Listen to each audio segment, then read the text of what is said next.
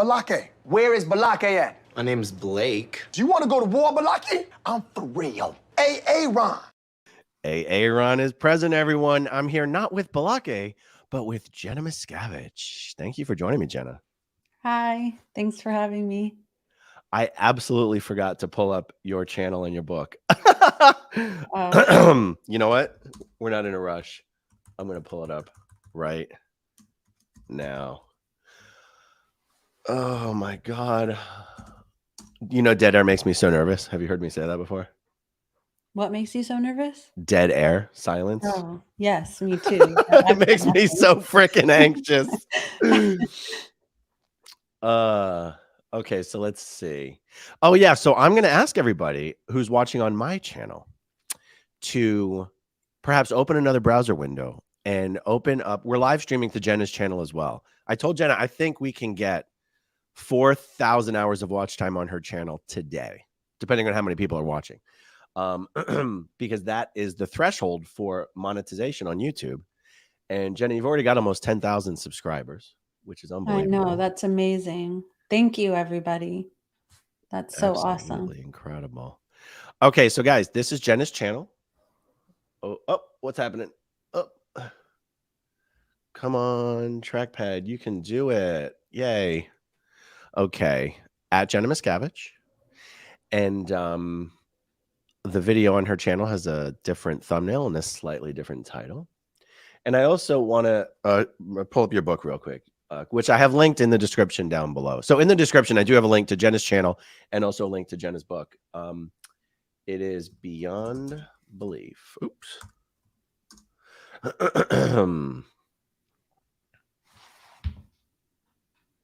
There it is. 2013. So this was 10 years ago. Mm-hmm. 10 years ago. You know, it's funny. You keep telling me how nervous you are to do the videos and stuff. And all I can think of is, what are you talking about? You were on Piers Morgan. You were on Anderson Cooper. Were you not on The View? Did you go on The View? Yeah, I was. But I was nervous for that, but I wasn't as nervous. I guess I felt like at that time I was just like, whatever, it's too late now. Whatever happens, happens. But I don't know. For some reason, I'm just more nervous for this. I don't know why. It's live. There's like 10,000 subscribers. I don't know. Was The View live? Yeah, actually it was. It was in front of people, but that's right. I don't know. I don't know why.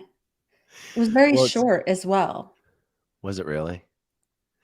To me, the idea of being on a program like that with a live panel where everyone's kind of trying to make a name for themselves and score points or whatever, and a live audience and cameras and lights, I feel like I would just freeze up. Was it hard doing that stuff? No, that wasn't hard. I feel more nervous about this because they didn't really know necessarily what they were talking about, you know? Where like I knew the answers, but it's different in this community where everyone's familiar with Scientology. So I'm like, I don't know. Just a little. That's an interesting point. Yeah, if someone who doesn't know anything about Scientology is interviewing you, they can't really do any damage, can they? Like, you know, there's no trick question, you know? Yeah, there's no calling you out. Like, yeah. Did anyone try, like, this next question is based on having watched Joe Rogan's interview with Ronnie Sr., who's your grandfather, right? Mm-hmm. It was a very contentious interview.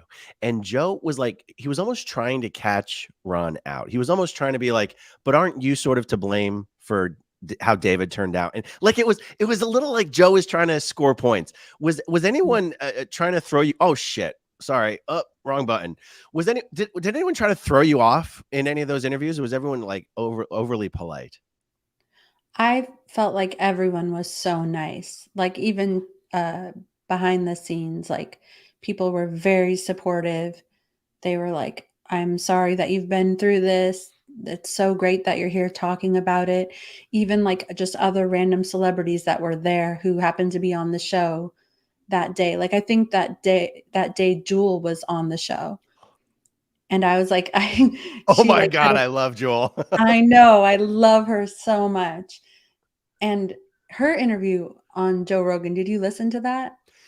Yes, she's an incredible interview. So cool. She's so amazing. And she has a book and everything. And after I met her, I read it, but obviously I already loved her. But she was like, "It's so wonderful that you're doing this. And you should be proud of yourself. Your kids are beautiful." Just everyone was really, really kind. And Anderson Cooper was so nice and so Wow. supportive. Wow. That is incredible. You know, people are always asking in the comment section, what happened to Jenna? Where did Jenna go? And it's funny because it uh, like they ask about you, Mhm. but what makes it interesting that the question another layer of interesting to the question is one of the first things that you did was you helped create a website called Ex Scientology Kids. Right. And there was two other young women who created that website with you. And it Mhm. wasn't just you who seemed to kind of disappear, Mhm. after the explosion. The other 2 did as well. I haven't asked Mhm. you we haven't discussed if anything's if anything's off limits, so just let me know if there's anything you don't wanna talk about. Um, Mhm. like, I never knew Astra Woodcraft, I've never met her, I've never spoken to her, and I have no idea why she's disappeared. What was the name of the 3rd girl who started that with you guys? Kendra, either I think it was Wilkerson or Wilkinson. So she as Yeah. well, I've never met her, I don't know her, I've never spoken to her, um, but of course I know you, Mhm. and I always thought it was weird that all 3 of you sort of, seemed to drop off, the face of the earth, for Scientology Mhm. purposes. Yeah, Um, yeah. and I was told at one point that the reason you had gone quiet is you had some contract with Lifetime for some sort of Lifetime, what do they call it? Lifetime original series or some shit like that. Mhm. Um, And I never wanted to pry into any of your shit. Like, I've never contacted you over the years being like, "Hey, Jenna, what's going on?" Because it just seems like such a rude thing, like, some "What? It's not my fucking business. It's your business." But Oh. but, like but what happened? What why was it seemed like you disappeared. Mhm. Um, I don't wanna say like, there wasn't anything specific that happened, but I did have a they were making a Lifetime movie at one point, but that didn't wind up happening. But it didn't, like, prevent me, like, contractually from speaking. I just I was going through a lot of things in my personal life, and I wasn't like, "Oh, I need to stop speaking out," or anything like that, but, um, I just think that it was because I was going through a lot of things in my personal life, and I have been going through a lot of things in my personal life over the last few years, um, including divorce, that have sort of made me question everything that I believe to be true about myself, like that I am strong, I've learned my lesson, I would never be controlled again, I escaped, but I feel like as it turns out, like, I don't know, I've just realized that these things aren't necessarily true. And that in reality, because of the way that I was brought up in Scientology, I was actually extremely susceptible to being manipulated and gaslit and controlled, and without even realizing it, because that's how I was brought up, being treated. And I feel like during this time period when I wasn't really speaking out, it was kind of because I believed that the only thing that was valuable or important about me was that I was a mother to my kids, and that my only value was through raising them. And I guess I was like in an environment where my value as a person, my achievements, my bravery through speaking out was belittled, and standing up for myself and for other people was equivalent to being a drama queen and trying to get attention. And during this time, I was treated this way by people who I was required to spend large quantities of time with and for many, many years. And I just feel like I became less and less myself. And it came to a point where I was policing myself to be this like easygoing, likable person who was good enough for people who didn't think I was good enough. And I feel like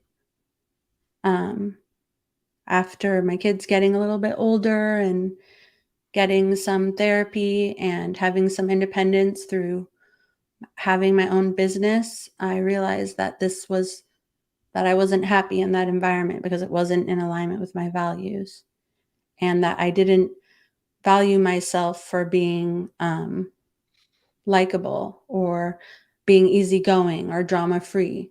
But my values are that I am a loyal person, that I'm brave and I have empathy for people, and that I naturally feel a need to stand up for people who I feel who are oppressed.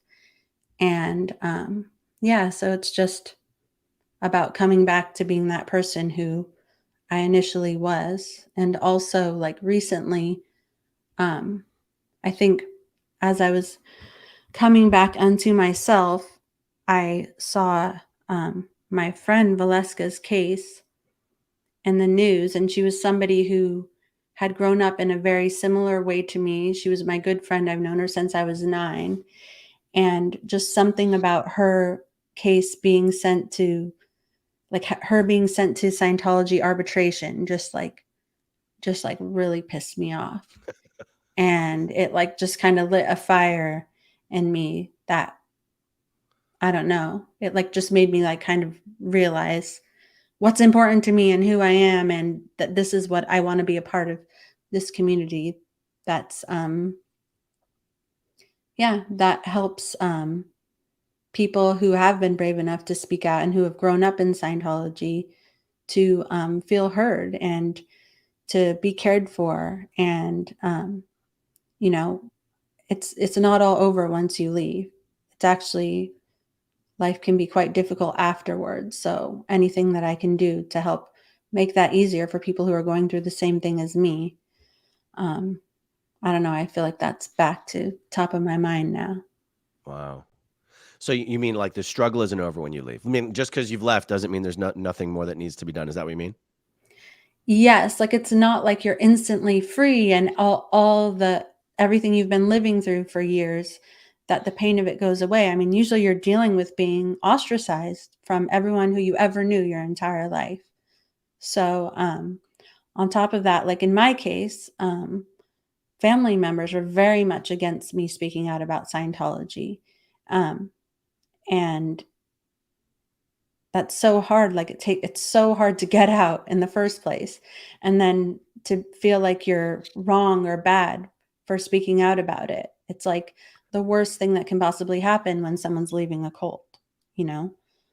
And, in many cases, people leave, they don't have an education. Like, I don't have a high school diploma, don't have a GED, never went to college.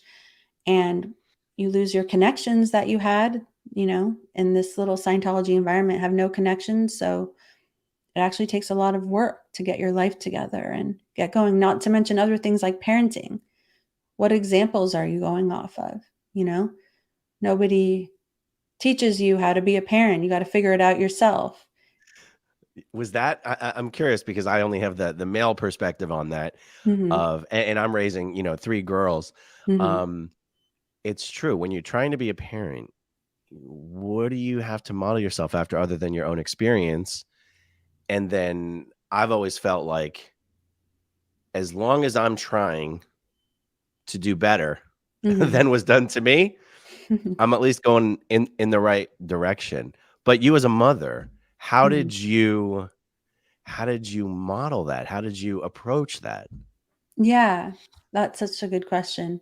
I mean, I think that it caused me a lot of anxiety because I was like so like paranoid about like repeating a cycle that I like held myself to like such a high standard. I was like, but I think that I actually think in many ways it did give me an opportunity to be a little bit better of a parent than maybe I would have been otherwise, because I knew how it felt on the other side if, you were belittled or ignored or whatever. So I guess I knew what to watch out for. Um, But yeah, it's hard. And it's also weirdly healing because for some reason, um, giving what you didn't have to these little people, I don't know, like it felt like I was like giving it to myself, you know? Or I don't know, for some reason it felt like comforting to be able to give that even though I didn't have it. But also in many ways it was very like when something happens to you, you can be like, "Oh, I was fine. I'm fine." But like when you look at how old, like when your kids are the same age that you were and certain things happened, it's hard not to be like, "Oh, that was fucked up. That is really messed up." And it gives you another perspective on that as well. Yeah. And your experience and other people who were born and raised at the Int Ranch. Were you actually born at Int? I mean, I don't want to segue too quickly into um That's okay. were for most of your childhood though, you were up at the Int Ranch. It's this area separate from the international base where they kept the kids of the SEAL members who worked at the Int base. Was that most of your childhood experience being separated from your parents? Did you see them every day, once a day? Right. Yeah. So like my parents rejoined the Sea Org when I was right before I was 2. And so we were actually in LA from when I was 2 till I was 6. And my dad worked at Incom at PAC. Okay. I didn't know if you wanted to explain that or It's okay. It's okay. okay, cool. And then my at first there was like family time where we could like I think it was like after 4 o'clock we could like see our parents for a few hours. But then like by the time I was 4, like that was canceled and my mom would be actually gone for like 6 months at a time because she was at the Freewinds. She was like responsible for the renovations. So she was away and my dad had gone up to the Int base. So like by the time I was 4, I was seeing them like once a week. And then I went to the ranch when I was 6 and then I was there until I was 12. So when I met you, when you came to Flag in like 93, Yeah. did you come to Flag right from the ranch or were you ever actually at Gold or at Int? I was never at Gold or Int, but I was often there on the base, Hmm. either taking a course or a lot of times the kids would be used to work in the galley. And so like I would, yeah, like all the time. I've never heard anyone say that before. I didn't know that. Oh, They would bring the cadets over to work in the damn galley? yeah, yeah. That was fun work for us because the alternative was like digging ditches and hauling rocks. I'd much rather Uh, work in the bakery and make cookies than be it's at the true. ranch. It's true. It's true. I mean, kids like being put to work. I mean, that's just truth, right? Well, it was just easier than Depending. the work at the ranch. Yeah. And yeah, and then actually like before the golden age of tech, we helped to make all the e-meters, the quantum e-meters. So we were like part of that whole assembly line. The kids were making the Yeah, e-meters. yeah. No wonder everyone was rock slamming on those things.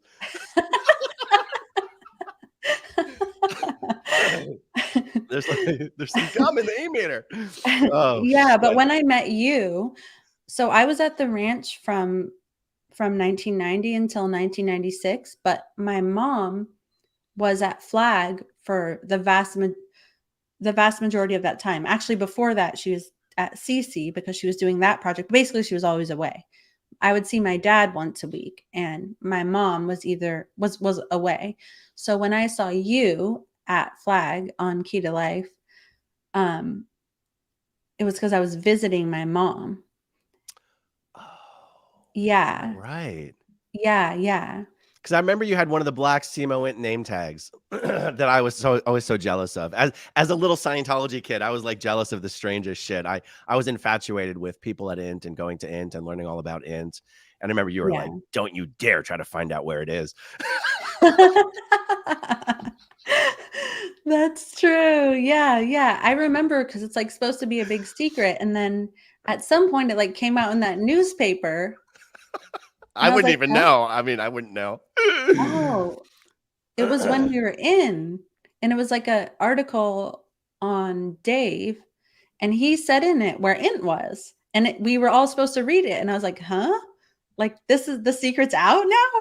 He's allowed to tell? Everyone knows? But that was much later on. But, yeah, but I think maybe you're thinking of me wearing that uniform at a later time, because at that time I was just like a cadet, and I was just wearing like, well, for lack of a better word, civvies. Maybe you're right. Maybe you're right. Yeah.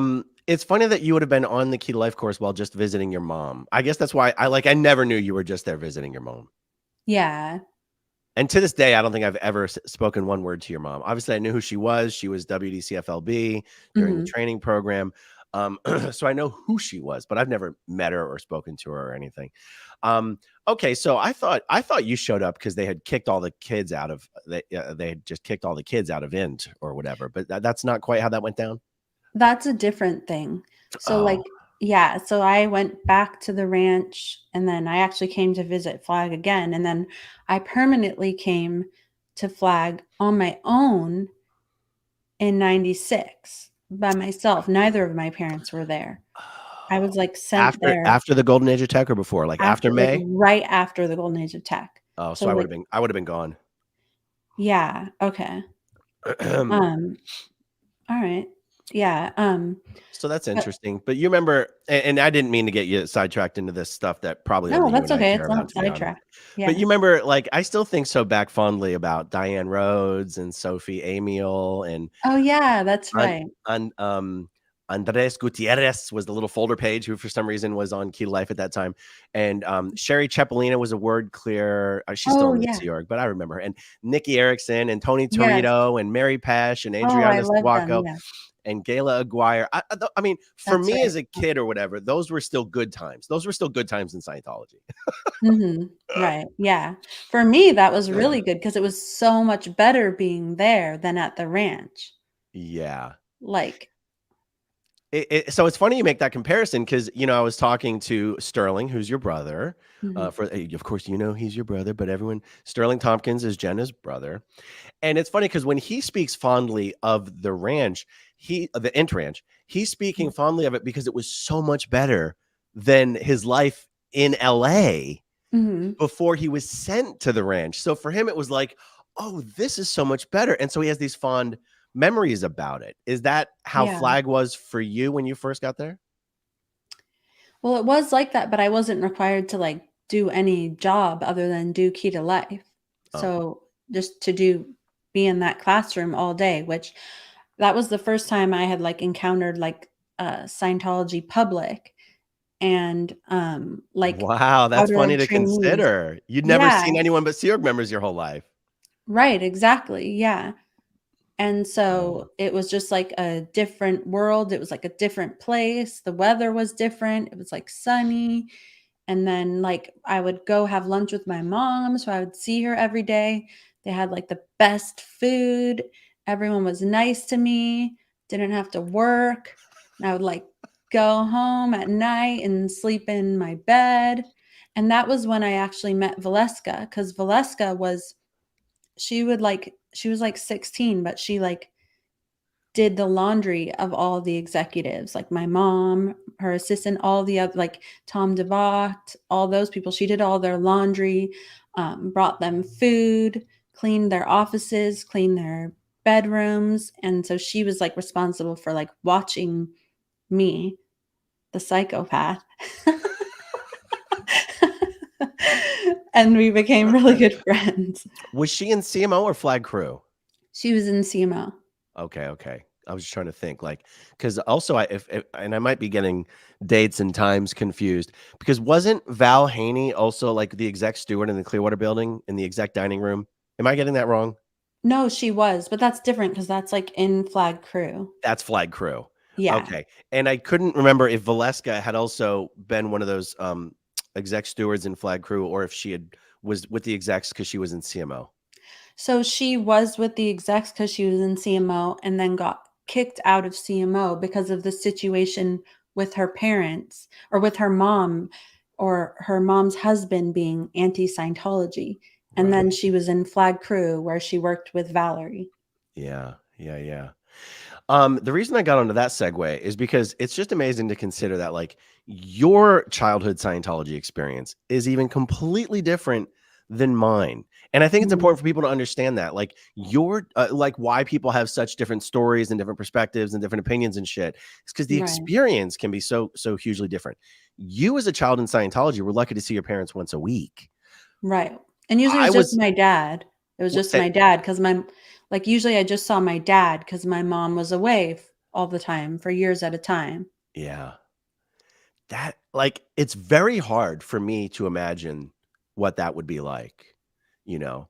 Yeah. And how I almost don't know what the right words are. I want to say like dehumanizing, but it's not the right word. Like to just think that these kids are basically just treated like cattle. Like it's not even important to the organization that they feel loved and seen by their parents. Like they're just there as like, we'll put up with them until they're old enough to work kind of bullshit. And it's so, I mean, now that you have kids of your own, I have kids of my own, it's unfathomable to Right. me that Yeah. anyone would be okay with that, you know? Absolutely. Yeah. And I think like for me, that's all I've experienced. But like I've also experienced being a mom. So, I guess you hear of how other people's lives are, but unless you experience, I think it's easy for someone like Sterling to say, oh, the ranch was so great. It was better than LA, but we still did not live with our parents. We only saw our parents once a week. Sterling was actually at the ranch for like maybe a year or maybe 2 years. So he was there and then he went to the int base to work there after. So when I first came to the ranch, it was like wild and free for the first few months. It was like, oh, like we slept in a tent inside a room, like, and like I remember I went to the ranch with Mike Rinder's son Benjamin, and we like slept in the same dorm. And then slowly, everything became, there was many more rules. Of course, girls' dorms, boys' dorms, everything was separate. But there were a few months of freedom that where everything was when everything was first getting started, but it became, you know, very regulated. And just an experience that Sterling would have would be very different from mine because like we didn't have like grades or anything, so there wasn't separation between the kids. So like when Sterling was playing sports, like I was on the same team of sports and Sterling is like nearly 8 years older than me. And I was just like terrified of being like trampled by these like way older dudes. And so it wasn't that fun for me. So you're like an 8-year-old playing football with 15-year-old boys Yeah, or whatever? exactly. Yeah. Or like, yeah. Or like a 6-year-old. I was 6 when I first went to the ranch. Oh my God. I can see Sterling being like, okay, Jen is the weak point on the line. Run right through her. Exactly. Well, it would be like I would always be getting yelled at, like, get it, get it. I'd be like, no. Oh my God. Does it just blow your mind that like kids you knew back then, like Ben Rinder, are still in the fucking Sea Org? Yeah, it's pretty crazy. I mean, I guess I know how it was when I was there, but I don't know. It seems like it's so much easier to get out these days. Like there's so much more information out there. I don't know. You should be so much smarter now because you've grown up. I mean, that I felt like that made a big difference for me. Just getting older, coming to an age where uh, I don't know, where I was more mature.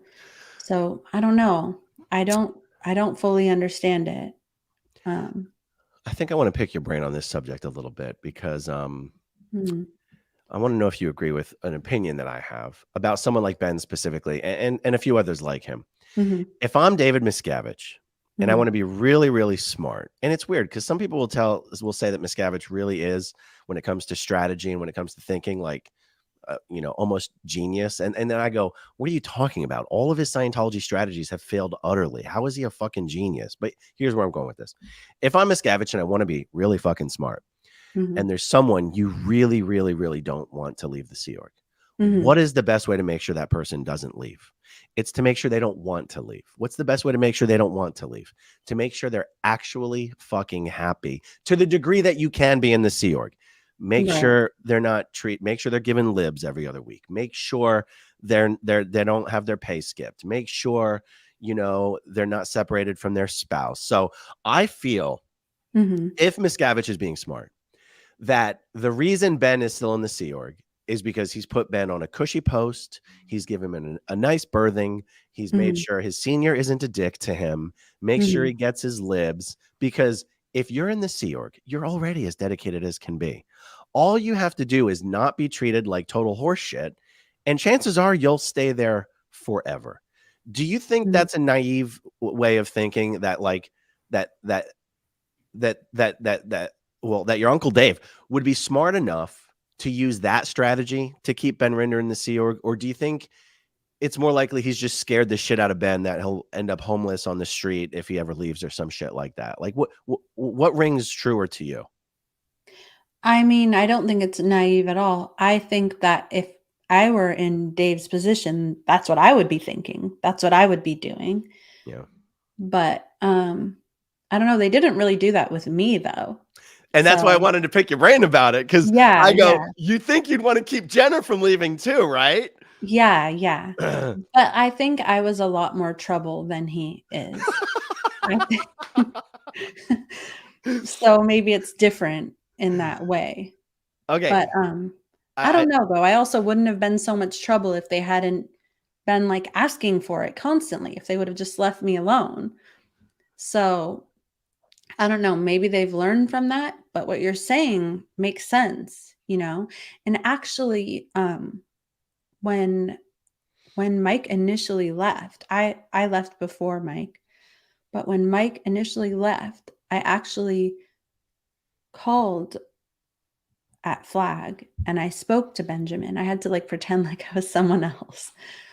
And I spoke to him and I said, "Hey," I had never done it before, but I like took this chance and I felt like it could only work once. But I was like, "Hey, you know, your dad left and I just wanted to tell you, like, if you need help leaving or if you wanted to be with him, I wanted you to know." And Wow. when I was speaking to him, he basically said, he doesn't have a close relationship with his dad, which is true.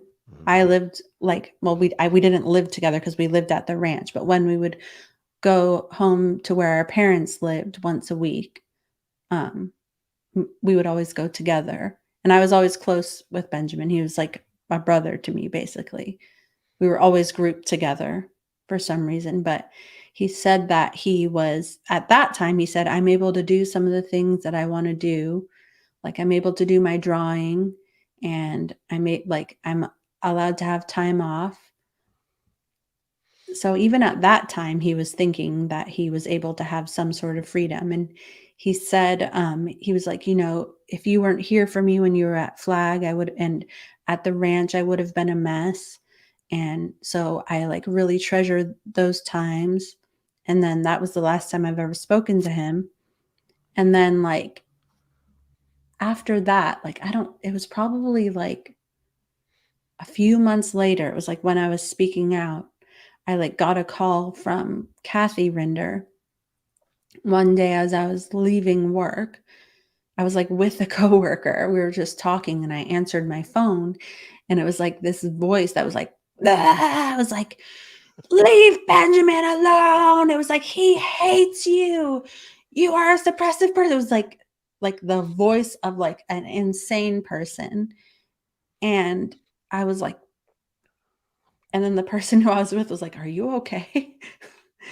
So, yeah, so when I spoke to him, Was she responding to you having called her, or was you having called Ben, or was this like way in the future after that? it was like a little bit in the future. Huh. Like at least like to be honest, I don't remember how far in the future, but it was like at least a month or two or more. Ben must have been pulled into some ethics interview and finally told someone that you'd called him, huh? Exactly. Yeah. Exactly. Because it was like Wow. kind of like out of nowhere. Yeah. But yeah. Wow. But it's true. Like, it's true that he didn't have a close relationship with Mike. Just like by the time your parents left the Sea Org, Mhm. you refused to go with them because you didn't have a close relationship with them, right? Right. It's true. Yeah. I mean, I feel like, you know, in the regular world, like people are like, "Oh, that's your mom," or "Oh, that's your dad." Like, how can you have a falling out? But I literally, well, I guess I did before I was 2, but I literally never lived in a house with my parents or with my brothers. And it wasn't like if something like I couldn't even like maybe if my mom called once during the week, I could talk to her in an office with other adults there. We sent like weekly reports to our parents, which was a form that we filled out that was checked by adults. And every letter that we got was opened. So it wasn't like, it was never like your parents were somebody who you could go to if you were having trouble or somebody who would protect you if something bad was happening. That just Wow. wasn't a thing. They weren't the people who fed you. They weren't the people who were there when you were sick. Um, those were other cadets, really. I've never heard anyone mention the weekly report. You'd send, was this a weekly report specifically that cadets were to send to their parents? Yeah. Hmm. And was it like, here's how productive I was this week? Or was it like your weekly, was it specifically supposed to be like production oriented or was it supposed to be personal communication? It was a form, but it was like, I had fun doing this. I worked on this projects this week. Like you could write, you could fill it out as you wanted. But it was like there was a space for I accomplished this in my studies. I accomplished this on my job. I accomplished this on the decks or whatever. And like you could write, I love you and I hope we do this when I see you. But in reality, like the amount of time we saw them on the weekend, like if we would go to their birthing, my dad would get home at like midnight and he would wake up at like say 9 o'clock. By 11 o'clock, we already had to be driving back to the ranch. So it wasn't a weekend together and it wasn't like a whole day once a week. It was like a couple of hours. Wow. Although I will say that my dad did come visit me every Friday morning at the ranch because it was on Friday. So I guess like he was doing like the stats, the international, I don't know what they were doing. Like, cause you know how the week ends on Thursday at 2. Yeah.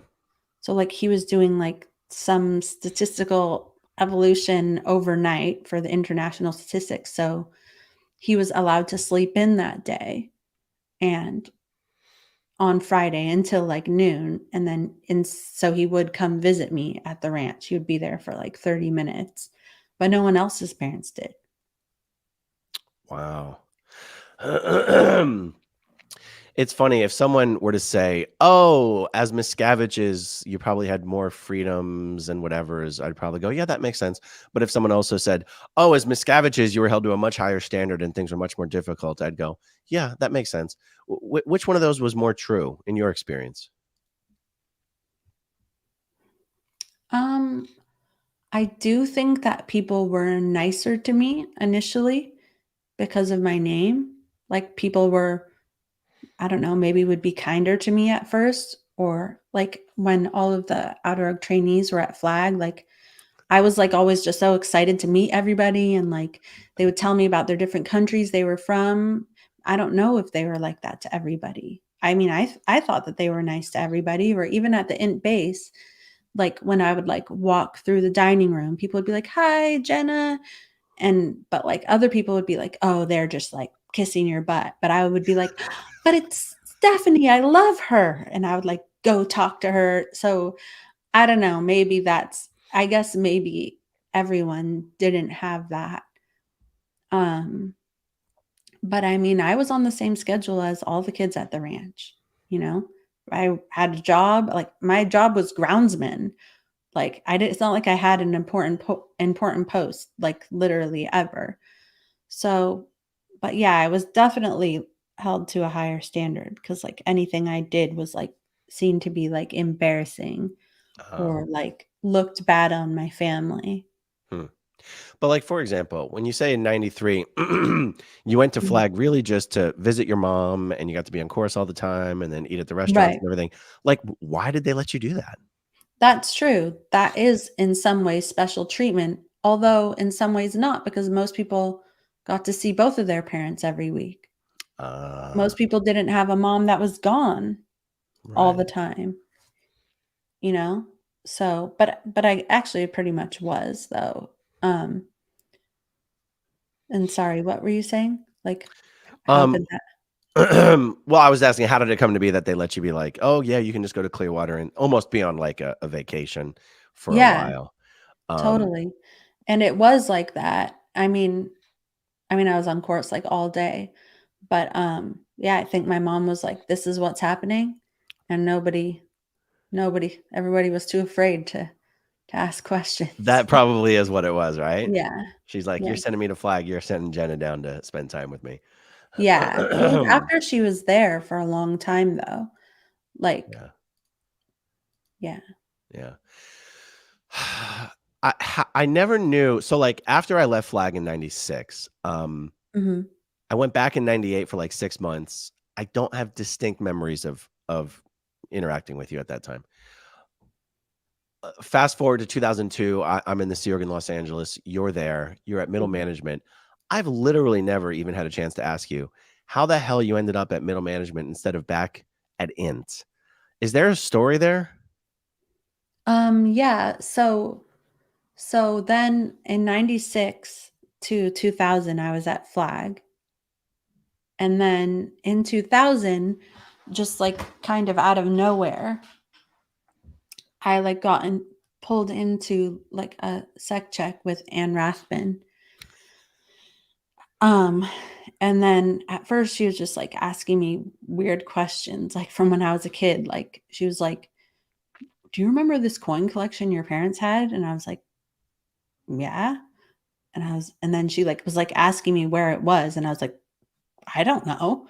Like, and then like, Is this because 'cause they'd blown? yeah, but I didn't know. And so for several months, like at first it was just like innocent like that. And then I like it became that I had to get sec checked like for several hours a day. Then it became that I had to clean the bathroom all day. And then it became that I had to sleep in a separate room and I had to be on watch day and night. Somebody slept outside or somebody was awake outside the apartment door when I was sleeping. And then it became like I had to clean the bathroom literally all day if I wasn't listening to the State of Man Congress lectures or being in a sec check with Anne Rathbun. And like many times I had to eat in the bathroom because my uncle was like going through the hallway and I would like interbulate him if he had to see me. So I just like And by had to, uncle, you mean David Miscavige. yeah. So Mhm. they have you eating your meal in the bathroom so that David Miscavige doesn't see you and get upset by your presence. Right, yeah. By the way, I didn't even know why this was happening at the time. Like, at the time, I didn't even do anything particularly bad. So, I mean, I think at any given moment, you can think of, like, 100 overts that you could have done, but I didn't really do anything bad, and then finally, after several months, they were like, "Okay, you are going to" Anne Rathbun told me that, "Okay, you are going to go home tomorrow." And I was like, "What's home?" And she was like, "Back to Int. You're going on a flight." And I was like, "Why?" And she's like, "I don't, you're going to find out what's happening." And I was like, "Okay." I just thought I was in trouble for something that I had done. Anyways, and then I arrived like so then I went on a flight to LA. Never got to say goodbye to any of my friends. Never got to say goodbye to my grandma. Was and then they said I would be coming back. And I was like, "Okay, well, I'll just bring some of my stuff." And they were like, "No, just bring all of it just in case." And I was like, "Okay." And then so I was just put on a plane and then I arrived in LA at the airport and I was picked up by this gal in Osa who I happened to know because she was the mom of another kid at the ranch. And then I was brought to the HGB, and to like the top floor of it, and then Mike and Marty were there, and they basically told me that my parents had left and that I was supposed to go with them, and that they were in Mexico. They were in Cabo San Lucas, and I was supposed to go like be with them. Both of your parents left the Sea Org and without you knowing it and having left you behind in Clearwater. Yeah, well, it's my understanding that they were told that I was going to be going with them. Okay. But by Yeah, the time they left, got on a plane, went to Mexico, you were still in Scientology's custody and had no idea they had left. right. Yeah, I That didn't is know so until fucking bonkers.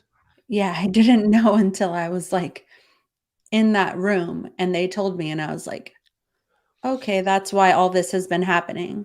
That's why I was asked these random questions, and yeah, and that's why I had been getting sec checked.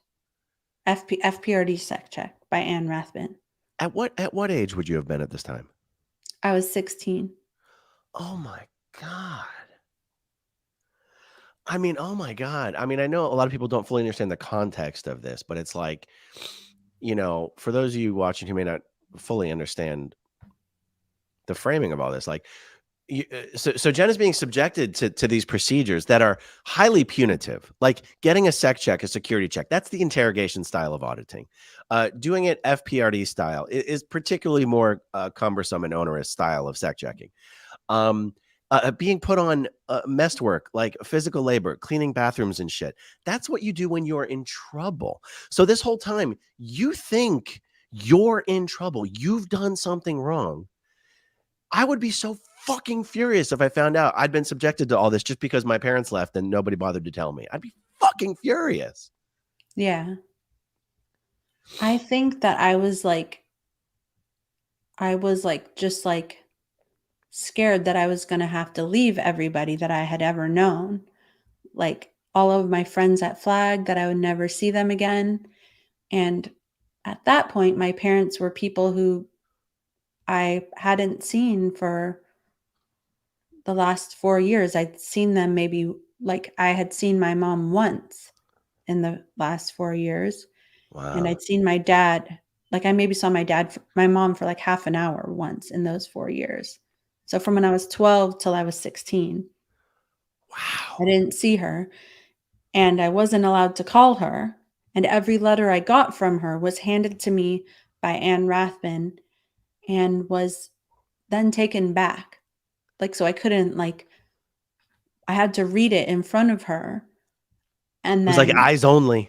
yes, because it talked about the int base, or it had photos of what she was doing. It was out security. Wow. And so I couldn't like even like read it later by myself at night. And I saw my dad like just a couple times in those years. And even before that, it was like I'd just seen them once a week since I was 4.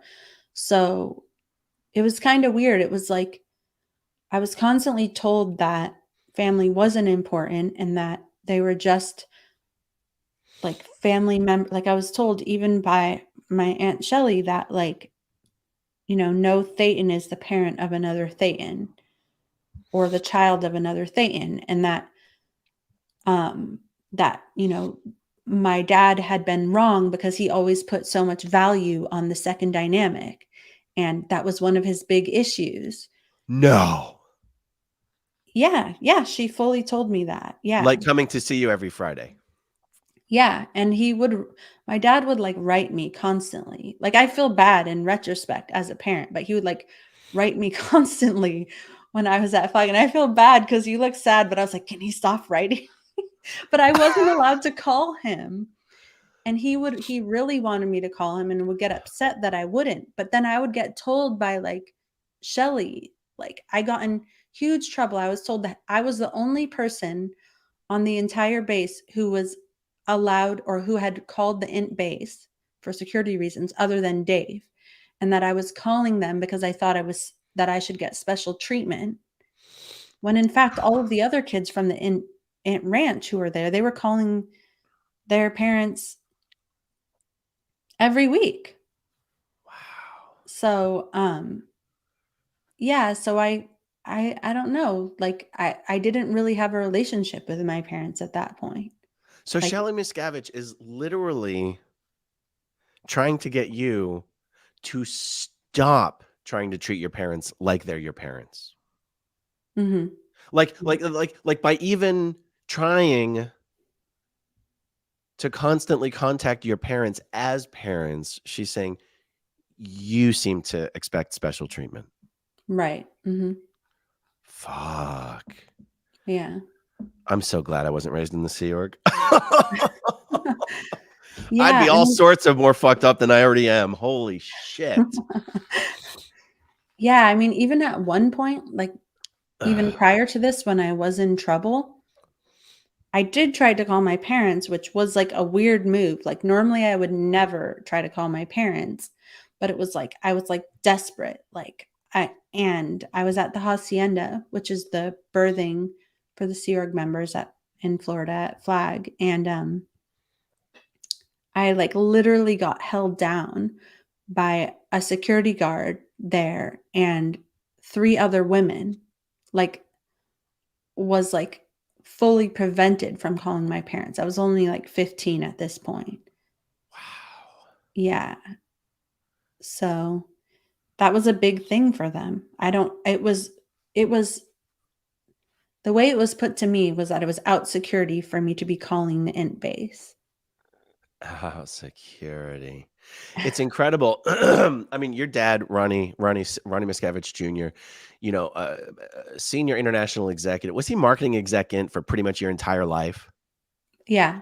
It's amazing to me that someone at that high level of international management could be almost like, if you were to look into his ethics file, it would say something like, is too fixated on family, seems to be fixated on family, as if that's a red flag. Mhm. He's other intentioned. He's off purpose. He's Yeah. not with the program. He wants to visit his daughter too many times. What's wrong with this guy? Yeah. Oh, fuck. That's a real mind fuck. Yeah. And it's crazy that, when your mom was sent to Flag, early on in like the pre-96 era, she's Mhm. like, Jen has got to come here. But then once you were there, what did she go back to Int? You said you didn't see her for 4 years. Did she go back to Int? Oh, so like yeah, she was a back at int and then I had been sent to Flag to get training and she was no longer at Flag at that time. And so it was a totally different experience. I thought I was going to be getting this nice, great treatment that I had gotten when my mom was there and that I could like go on course and eat and sleep in the nice bed in her apartment and get snacks. But no, the second I got there, I was like put into a regular birthing and with people who I didn't know. And I was like there was like no sheets on the bed and I like didn't know where to get sheets. And then I was like told like you're in the Sea Org now. Like here's your uniform.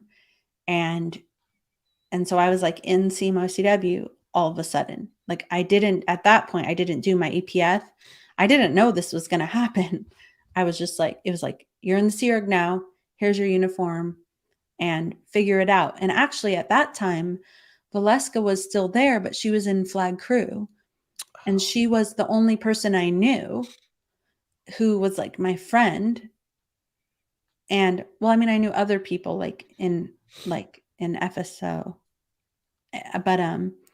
But like I was like at that point I was only 12. Like I was afraid to sleep in my bed by myself at night. I had like terrible like I was so afraid at night as a kid. And so I would like go and sleep in Valeska's room and she would like help me like get my uniform in order and stuff and like I was like didn't like know what I was supposed to be doing. Like I was supposed to be eating with CMO, but I didn't have a table, so I would like eat with Valeska after, like because she was like a steward in the CB. So I would like just like eat with her, and I would like yeah, and then she got sent to the ship, Right. and so then she was gone. Why didn't they send you back to Int when your mom went to Int? What I almost feel like there was some like, without knowing the details, I feel like behind the scenes there must have been some sort of punitive nature. Like, let's make sure Jenna understands her place in the pecking order, and she's was it punitive? I mean, what did they tell you? Well, so just so it's clear, my mom was already back at INT, and so was I, working in the e-meter, like before the golden age of tech. That's when we were making the e-meters. Hmm. It's like called HEM. It's Hubbard E-meter Manufacturing. So all the cadets were working there. We were like part of the assembly line. My mom was back at INT with me, and then I was sent to Flag. Oh, Yeah. So it wasn't like I had been there that whole time. I had, like, when I saw you at Flag, I went to visit my mom for a couple months, then went back to the ranch for a year, and then came back for a couple months again, was with my mom, and then went back to the ranch for a year. wow. So I only permanently went to Flag in 96, and I was by myself the I whole got time. it. I got it. And and it was at the end of that stint when your folks left, you were put on this sec checking and, labor, and then went to LA, found out that your parents were in Cabo San Lucas. And did I say that right? Cabo? Yeah. Yes. Yeah. And you were not Just married yet, barely. right? Right. No, I was Oh, just see. 16. See, I didn't I in my mind, I never knew how all, the timeline of it and how everything fit together. I thought that your parents were like expecting you to like leave the Sea Org and your husband to leave with them. And you'd be like, why the fuck would I do that? That's so stupid. But you were just a young single girl in the Sea Org Mhm.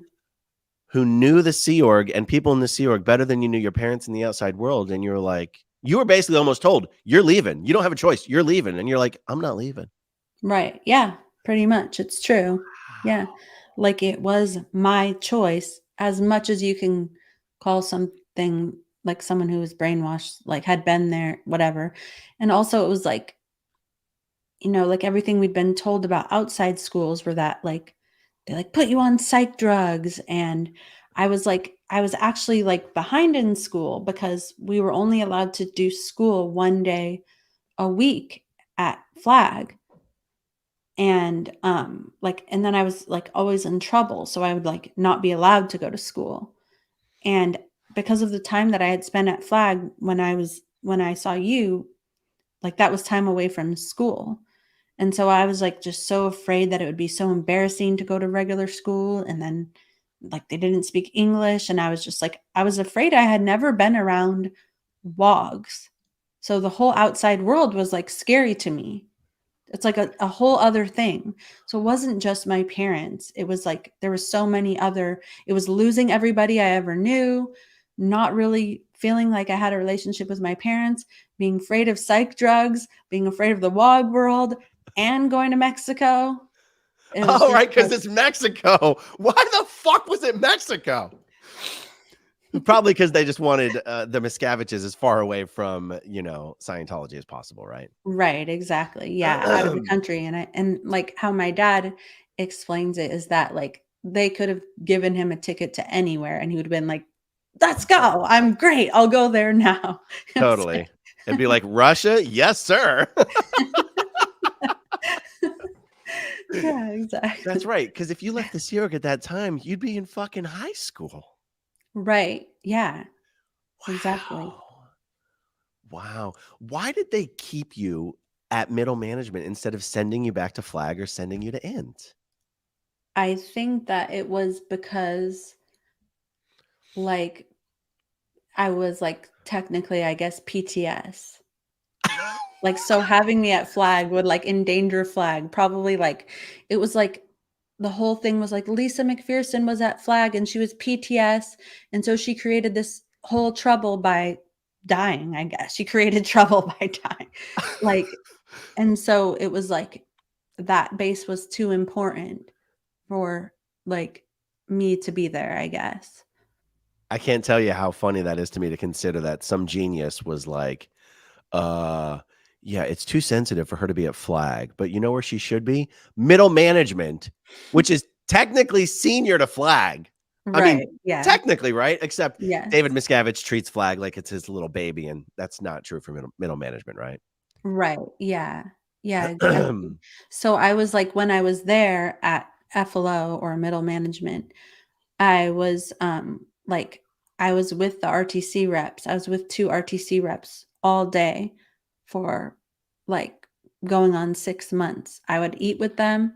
I slept in a room by myself, and I would go to the office there, and I would have to do the PTSSP course in a room by myself. And then all of the drills I would have to do with Tracy Danilovich, Tracy Oh, Orchu. wow. I remember Dick Orchu from Flag. I know.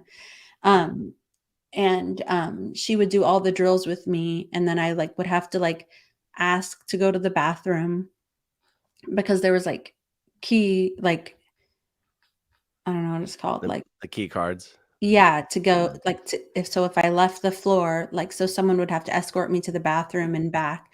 I sat at her table and ate with her only for Wow. several months until I finished the PTSSP course. Did you feel like they sort of were giving you props, like they had respect for you for choosing to stay, or were they like, "Ah, fuck, now we gotta deal with her"? I do think that it was probably like a little bit of both, but I do think that they were like I do remember that it says it in my book, but like at the time, Mike was like, "Wow, you are such a dedicated Sea Org member." And I was like, "Wow, I am." So, by the way, who was the other RTC rep that you spent so much time with? It was Elsie Tucker or Elsie Ben Rhyme. Elsie Tucker and Melanie Peeler were 2 of my favorites. Oh, okay, okay. But Yeah, mostly Elsie because I got Tucker. tight with Elsie's husband, William, who was always in gold and seemed like a very weird match for her. Right, yeah. But somehow I got tight with William. Oh, because he was on the Dianetics running team. And Oh, Melanie Peeler is just someone I always found so likable. Even as an mm, RTC rep, she was always so like, I don't know, yeah. so Yeah, I guess she so was at adorable. yeah, yeah, she was sweet, yeah. Yeah, I really liked Elsie initially, and then she was not very nice to me during that time Mm, at at FLO. right. She did a lot of things that were like, I don't know, kinda evil. Yeah. So when you finished whatever handling period you had there at middle management, were you in CMO or did they stick you down in the flag bureau? Or because I was under the impression that you weren't in CMO there. I was in CMO ICU, and Mm. I was assigned to be a word clearer, which was, like, the dumbest post that was, like, made up, How and can you be a word clear in CMO IXU?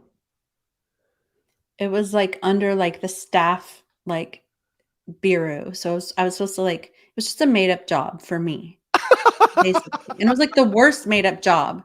Like, I would have rather been, like, anything other than a word clearer. That's amazing. And so, like, I had this, like, little office, but there was a camera in the office Oh, no. going to the RTC reps Oh, god. office that was literally on me the whole day. It was directly from my office to the RTC rep's office. Oh my god. Yeah, and then I just did, like, training, and then from that point on, I wasn't allowed to do any schooling from when I went to FLO. Is that because you were older than 16? No, I was 16. I was literally 16, but they think they just decided, like, I don't know, like, they didn't want me to get involved with the other kids there because maybe, like, I became too friendly at Flag when it was school time. Like, because I was in CMO, I was like, "You're not supposed to fraternize with Right. other people who are in lower organizations," and I was, like, the worst fraternizer there was, not only with Sea Org members, but with outer org trainees. I bet, Um, I bet. yeah, You know, so I it's funny though, because I always knew you well, I only really distinctly remember you from the time in the Key to Life course room, and you were very kinda standoffish. It's funny to think of Jenna fraternizing with all the outer work trainees, because Oh. that's not the Jenna I remember. Really? That's funny. Well, I think maybe I was really nervous at first when I went there because that was like the first time I had been like, I don't know, I guess like around public and in a regular course room. And Yeah. so I was like kind of scared. And then Diane was so nice and everybody like loved her so much. And I was like, fuck Diane, what about me? And my mom thought Diane was like so great and would always go on and on about how wonderful she was. She was the head of the cadet org, and I was like a groundsman. And I was like, well, I'm right here. I was like, I'm your daughter. And I already didn't see her, that it was like even worse. It's like I never saw my mom, and I was finally get to see her, and she was like in love with Diane. So Oh my God. Okay, so um okay, so you're in CMO and all that kind of stuff. What for you? Like you'd already decided to stay after your parents left, right? mhm. What is there one thing, or was it a number of things that something clicked for you that you're like, yeah, I don't want to be here anymore? Like Mhm. after going through everything you'd already gone through, what made you want to leave the Sea Org? Yeah, it was so many things. I mean, there were so many. I mean, I left when I was 22. So at this point, I'm only 16. So that's 6 years.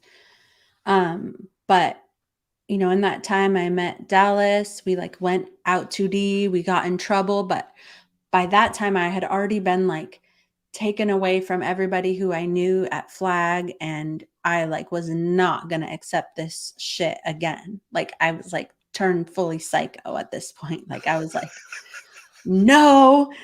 And I was like the worst possible Sea Org member there could be. I had already done the PTSSP course, like been under watch, like 25th time, had a million sec checks by everyone in RTC. And I was like, this is not happening to me again, ever. But they always had a way to get to you. And their way to get to me at that time was through Dallas, who Mm. had not been through all of that. And so he, would be a good little Sea Org member and tell everything that we did. Uh, And it was hard because I loved him so much, but I had no way of protecting myself in that situation, So just many years of this, we weren't allowed to get married because somebody in his family was like, had looked at some online website about Scientology. Anyways, I don't even know which part of the story to tell next, but just finally we got married, and then we were like sent on a mission to Australia in 2004. We were in Canberra for a year. It was like an ideal org mission. We were supposed to like help that org find a new building and raise all the money, even though there was like 5 staff members. there has to be some reason they sent you guys off to Australia. I mean, I think that it was like just to get me away, because like between everything that had happened with me in Dallas, with us going out 2D, I was like this like kind of rebellious person who like would like, I don't know, like I kind of wouldn't take very much shit from anybody. I don't know how I lasted in the Sea Org for that long, but to be honest, I think it was to be with Dallas. Hmm. And so I think they just like wanted to send me away. And because there was all sorts of things happening at the base at that time. Like people would like, so people would go home to go to sleep at midnight. But in reality, we would just stay up all night, like for several nights in a row. Like I worked in the landlord office, and Dallas worked in December, and it was like we were just required to work all night for many nights in a row. And I would always be like, well, no, I'm not going to just stay up all night every night. If there's something we need to get done, then we'll do it. And there would just be people marching around like, you need to turn off your music. You're not allowed to have snacks in your drawers. And I was like, just like rebellious. Like I'd be like, no, that seems like a bullshit rule. Show me the policy where you can't have music on. And they'd be like, whoa. And then I'd be like, great, everybody turn their music on. And then nobody would, of course. So I just always just looked like an asshole. But like, so we got sent to Canberra, and we were there for like a year. And that was kind of like the first time that I was like around like kind of wogs all the time. Like we had to deal with these real estate agents. We had like an apartment. There was this other girl that was there with us. And I don't know, it was like the first time that I had been away for an entire year. And we made friends with a lot of the public there. And there was like an OT committee and some people were on it. We became really good friends with them, and it was just nice to be around people in a totally different environment. And so we were there for a year, and then we went back. And then when we went back, it was like this huge difference in how things had been, like, and we were like back in hell, kind of. I So can only imagine. I mean, comparatively speaking, being in Canberra must have been goddamn paradise. yeah, it was. Yeah, exactly. I mean, we would like ride our bikes to the org and to the apartment, and like we could eat food and like when we were hungry. There were beds, Yeah. blankets, food, shelter. Yeah, and we weren't getting like yelled at and insulted all day, literally, or getting like weekly meter checks, or doing like two I and a half forgot. hours of study, getting study meter checks, getting all the things. I forgot about the fucking meter checks, man. I know. There's so many little details that are like everything, but you sound crazy if you bring them all up, but there's so many of them that they lead to this like crazy controlled environment. But sometimes, like, if you just focus on one, then it sounds like you're making a big deal about nothing, but there's Right. so many of them. Yeah. When you went to Australia, did it create this sort of did it start make you wondering, why is everything such hell at the Sea Org base compared to here, where people are actually getting things done? I mean, Scientologically speaking, is where stuff actually gets done. Does anything get done at middle management? I don't know. But at least at orgs, you're like delivering Scientology to people. Right. Were you ever like, why is life better here than in the Sea Org base, where everyone's supposed to be so sane and OT and on purpose and in ethics? But here's where people seem to actually be happy. Right. Yeah. I mean, I didn't fully think that all the way through at the time. Now that I'm thinking about it, we actually did like have some access to the internet though. And actually we were able to call my parents who had left. So I was actually in touch with them during that time. Wow. And they had told me to go to the Operation Clambake site. They did? Yeah, but they were like trying to be very like, they would only say, like, they were very nice. Like, it's very precarious when you're talking to someone in a cult. Like, you can't like go full out against it, because then you'll just trigger a defense mechanism. So it's like this balance of like being a safe person, but also like planting little seeds. Wow. And I think they did that really well. So they like, um, I know it's not a question for you, really. It's more a question for your parents, but I would love to know how quickly they traveled that path from just leaving the Sea Org, but kind of maybe planning on being, actually, I wonder what your parents' state of mind was when they left the Sea Org. Were they like, we're still going to be Scientologists? Or were they like, no, we're done? well, I think I don't know like for sure, but I think that they had to do like some kind of A to E. I know this for sure. But I don't know the direct answer to your question. But I think they had to do some sort of A to E in order to have any future hope of talking to me again. Oh, so they were one of these unofficially declared people, Right. or Yeah. secretly declared people.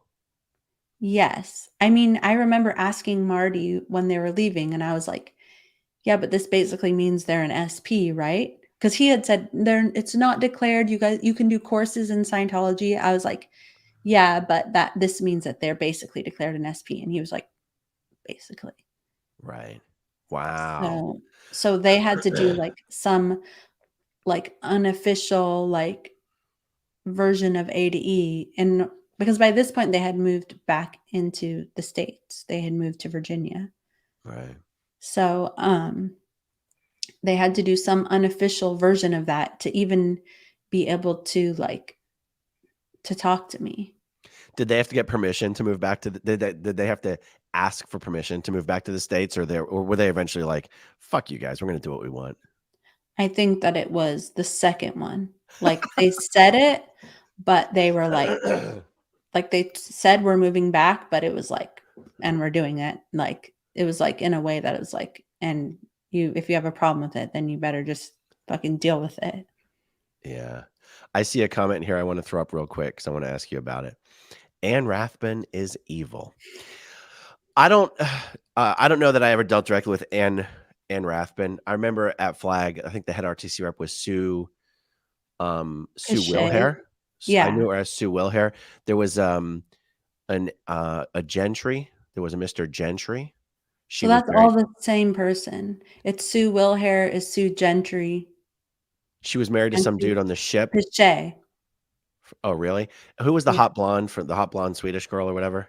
Oh, Ricky Jensen. Oh yeah, yeah. Yeah. Um, and then of course there was Alain Baram and Right. whatnot. So, but someone like an Anne Rathbun, her name pops up in so many fucking stories. Is she one of these people that you think is one of the evil kingpins of Scientology, or is she someone who ever does she have a real human side to her? Like I don't have much frame of reference for her at all. Yeah.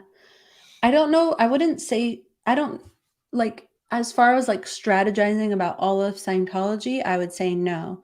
But she's somebody who handles people who are important, who is like has the ability to like tear someone apart piece by piece until they forget who they are and they're a shell of themselves. And I've seen her do that to many people. Definitely tried to do it to me. Probably doing it to Shelly right now. And I do think that she's evil. I mean, Wow. I am more even likely to think that she's evil than my uncle. I'm not saying that that's true. I'm just saying like she just seems to like enjoy it. Not, I probably shouldn't have said that, but anyways, she I mean, who knows? It's hard to imagine being really, really good at something. Like when I say one of the names you hear all the time, it's like Greg Wilhair. The guy's been there for like 40 or 50 fucking years, right? mhm, And, I've heard stories on how he really is incredibly incompetent and bungling and all this kind of stuff. But it's like to exist at that high level mhm, underneath Miscavige for mhm, so long, you mhm. couldn't possibly hate your job. Like eventually you have to think someone like an Anne Rathbun or a Greg Wilhair. They must take some sort of pleasure from their job or they would never last for that long is kind of how I think about it. Is that how you think about it? That is how I think about it. Yeah, I don't think that you make it to the top unless you're willing to do a lot of bad things and to throw a lot of people under the bus. I don't see like I mean, I could have moved to the top in that way, but that wasn't and by the way, I'm not saying that I've never done anything bad when I was there because I definitely have. But doing that consistently to climb and climb and climb, I don't really see how else you could get to the top, you know? Yeah. What about Tracy Danelovich? She's a fascinating one. I've never met her. I don't know her. The only reason I even know who she is because when I was training at Flag in '96, Dicko was on the out-of-org training program, Dick Orchu, Right. I and remember.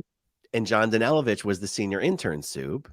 Mm. And it felt so weird that Dicko's daughter was marrying Mr. D's son. It felt very incestuous. And that's the only reason I know who Micho Danelovich or Tracy, Orchu Danelovich even is. But apparently Tracy is, the RTC rep for the ILO. Now it's called the ILO. Right. There is no international management. And basically Tracy, there's no like COCMO IXU unless Tracy, no, like Tracy essentially runs Scientology. Like you have Miscavige, and by Wow. all accounts, Tracy is international management Oh, I from was not aware. out. Like she runs, like she answers to no one. It's Tracy. She answers to Dave. I mean, could I be wrong Wow. about that? Yes, but from all accounts, it seems like that's what it is. What is she like? What was she like to you? Um, Can I frame the question a little bit better? yeah. Melanie Peeler is someone who, to me, sticks out in my mind as no matter how much authority she really had, no matter, you know, she was an RTC rep. If you were in an elevator with her, whatever, she was Mhm. just a kind, sweet, nice person who was, it's almost like she was in on the joke. Like, yes, Mhm. I'm a big deal, but I'm just a cute little person. Mhm. You know what I mean? Like, at Right. least, and maybe that's just a show that she was good at at putting Yeah, off, but she but that always has seemed some like value. a genuinely sweet human being. Was Yeah. Tracy like that, or is she like a witch? Um, she was not like a genuinely she wasn't a sweet person, but I don't think that like no, she definitely was not sweet. Like if she was in an elevator with you, she'd be like but she was like more standoffish and introverted. But when I was with her, and also like I definitely saw her be a terrible bitch, horrible person to many people, and many people swear that she's the devil. In my experience, she was very conflicted, in my opinion. She was Huh. very conflicted, and, I think she was conflicted in her handling of me, and I honestly, like yeah, she was I think that she liked me.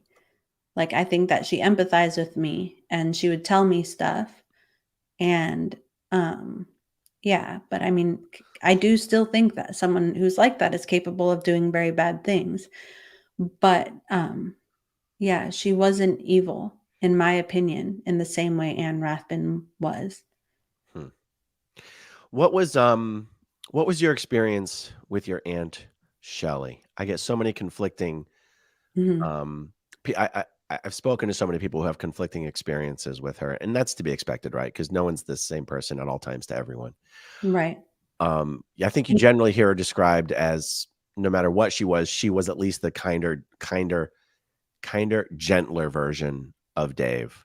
Mhm. But it's almost like you couldn't help but be. Of course you're gonna be the kinder, gentler version. What are you gonna be, the worst version? I mean, I guess maybe Marty Rathman, maybe that's what Marty was sometimes. His job was to be the worst version, but he's also a man. Like, is Right. Shelley, Mhm. you know? So what was your experience with Shelley? What are your feelings and thoughts about her? Like, I've had both experiences with Shelly. She's been very mean to me and very kind to me. And maybe some of the times when I thought she was being kind, now in retrospect, I'm like, that's kinda, like, fucked up. But, um, like, I don't know, from when I was little, um, Shelly would always, like, made me feel important because she would talk to me and she would ask me well, I wouldn't see my parents a lot, so I have a low bar. She'd wave at me when I walked into the lunchroom. No, she No. would always call me over and sit there and talk with me for hours Huh. and would ask me about my studies. She would, like, tell me stuff, like, she was, like, super into health. So she would, like, tell me, like, "This is healthy, this isn't," and I was interested in it too, honestly, I was. And, What was she big on? Bee pollen and niacin? What were the no, no, I don't it was, like, all I don't it was just random stuff, like, she would tell me stuff like, "Don't wear clothes that are synthetic because that's not good for you, it can get into your bloodstream. Don't use deodorant with aluminum because that can leak metals into you, and then that goes in your breast, and then you get breast cancer." Or she'd be like, "Don't eat potatoes aren't good for you unless they're raw." Like, I even have letters with this shit in it, but I so it was all, like, random and confusing for me. I didn't know, like, the through line. So, but But I so this was mostly though when you were a child age, not when you were like a Sea Org member, right? actually, it was both. Oh, She was wow. yeah, and so she, like, it was just that she thought I was important enough to talk to. I didn't see my own parents that much. So, like, if I was working in, like, the bakery at the base when I was at the ranch and, like, she saw me, like, I would get, like she would pull me into her office and she would show me her dogs and she would show me around and then everyone would be nice to me. And at that time, Anne Rathbun was, like, my uncle's communicator. So she worked in his office and she was, like, so nice to me. I was so cute. "Hi, Jenna." She was like I was, like, her favorite. But then the second you're on the outs, this woman is, like, she's like the devil, Professor Umbridge, anyways. But and then later on when I was at Flag, when I was in the Sea Org, you know, Shelly was the same way. She would call me into her office for hours, would ask how I was doing. She cared a lot about my school. She tried to get me to do this like one kind of math that was like you do it all in your head or something. And like I think that she had like a maternal thing towards me. But it was a little confusing because then she would always be like, family isn't real and no Thetan can be the parent of another Thetan. But then it was confusing because I knew that like she was my aunt. She wasn't calling it was just like all this cognitive dissonance all the time. It was just nice that someone was being nice to me. That's very Somebody who was important. interesting. Yeah, On one yeah. hand, she's telling you family isn't even real, but she's showing you special treatment as a family member. Right. Yeah, or for another reason, I don't know. Maybe it was I don't know how she dealt with that in her head. But And she also didn't have any kids of her own, which is always an interesting dynamic. yeah, yeah. I genuinely think that she really loved me. Like and she said things that were messed up to me, but I think that that was her way of showing love. Like it was like almost like in the Sea Org, if you put someone's ethics in, you're helping them, you know? So she was like definitely a true believer. She definitely like believed in L. Ron Hubbard and I think that she like wanted to like mentor young girls and I don't know. That's the idea that I got from her. And then also I would get in trouble and she would be very mad at me sometimes. When you were in that period of I'm just going to call it the routing out period, whenever you and Dallas were, because I assume it wasn't a fast process. Did Dave or Shelly ever reach out to you to try to be like, hey, look, just knock it off. Come on. Or were they hands off? Well, hands off to me, but I think that behind the scenes, like that wasn't the case. They were involved. Yeah. I mean, you know, those, yeah. Yeah. Did you feel like their involvement is more like, we better handle her to stay?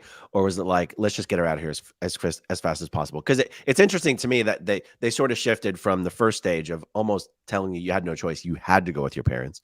Then you're Yeah. like, no, I'm staying. You stayed for 6 years. But by the time you wanted to leave, it's not like they were like, guys, she should have left 6 years ago. Just let her go. They were trying to hold on to you. By the time I left, I think that they were like not really trying to hold on to me, but they were trying to like get a dig in there. Like they were trying to separate me from Dallas. They did try to convince me to stay initially, but then like I was like they were like trying to take away everyone's cell phones at FLO, and I was like the last person to not have to still have my cell phone, and like me and all these people were like, I was like, don't worry, like we're gonna all have it to the end. We're not gonna let go of it. And then I was the last person. They all fucking threw me under the bus. And then it was like became this thing where I was like, no, if you take away my phone, I'm going to call the police. Like I was like taking everything very far because I was like so done with it. Like I was like just so much had happened. So much had been taken away from me. I was like exhausted. I did not give a shit. I was not going to take it anymore. And everyone was just like always against me. Like I was always like, no, people should not have to scrub dumpsters with a toothbrush if they fall asleep during the L. Ron Hubbard lecture. And then it became like, I would get called up. It was like getting called up in front of the whole muster that I was like worse, the backflashy person. And I like said, no, we can listen to music. Like it just became like they were taking away things that were like just to be evil. Like what policy says you can't have music? What policy says you can't have snacks in your drawer? You know what I mean? So it's just like so obvious that it was just to take things away from people. Yeah. And then every like muster of the day, the head, like the commanding officer was telling everybody that they were a suppressive person. All these people who were working their ass off and had been dedicating their lives to Scientology for years. She was telling them that they were all SPs And I was like, that's not even like per Scientology policy. Like, that's not even possible. And it was like it just became like so many times I almost stood up and was like, this is bullshit. This is not true. And then it was just like, okay, nobody agreed with me. Nobody kind of had my back. So it's like, I just need to get out of here. Like, I can't continue to be here anymore. And so they were like trying to make me get a sec check. And I like had so many sec checks. Like, honestly, like I had like upwards of like 20 sec checks when I was in the Seabrook. And I had just had so many. I was so done with it. I like literally could not take it anymore. Like I can't even explain. I couldn't even explain to myself logically in Scientology language why I couldn't take it. All I knew was that like my body would not accept me participating in this anymore. And then Dallas had said that he would leave with me, but I had to get through my sec check first. So it was sort of like kind of like throwing me out there to like take all the crap. And then that's what happened. And so I was trying to get my sec check and then I just wasn't cooperating. I couldn't do it anymore. I just like I couldn't look for another withhold or in another past life or earlier similar. I was just like I couldn't be in the auditing room. I would try to leave auditing rooms. People would try to like hold me down. I would wind up like running down the back stairwell. People would be chasing me. It was like a whole big mess. Like I should have left. Actually blowing the auditing session? Yeah, a lot of times. No. A lot of times, yeah. I've never even heard of that. Really? Oh my God. They're like, Jenna's on the run again. Lock the doors. Oh, it was like that. Like I would well, there's a camera on you the entire time. I would try to leave. Like I even like the last time that it happened, I like crushed the cans. I like threw my PC folder up in the air. No way. I was fantasizing about doing that for so long. Like I finally just did it. It was like just papers everywhere. Yeah, I had to fight to get out of the room. And there's like so many rules because it was like disturbing other sessions. So it was like this was like a million high crimes that I was committing at this time, but it was like I just couldn't do it anymore.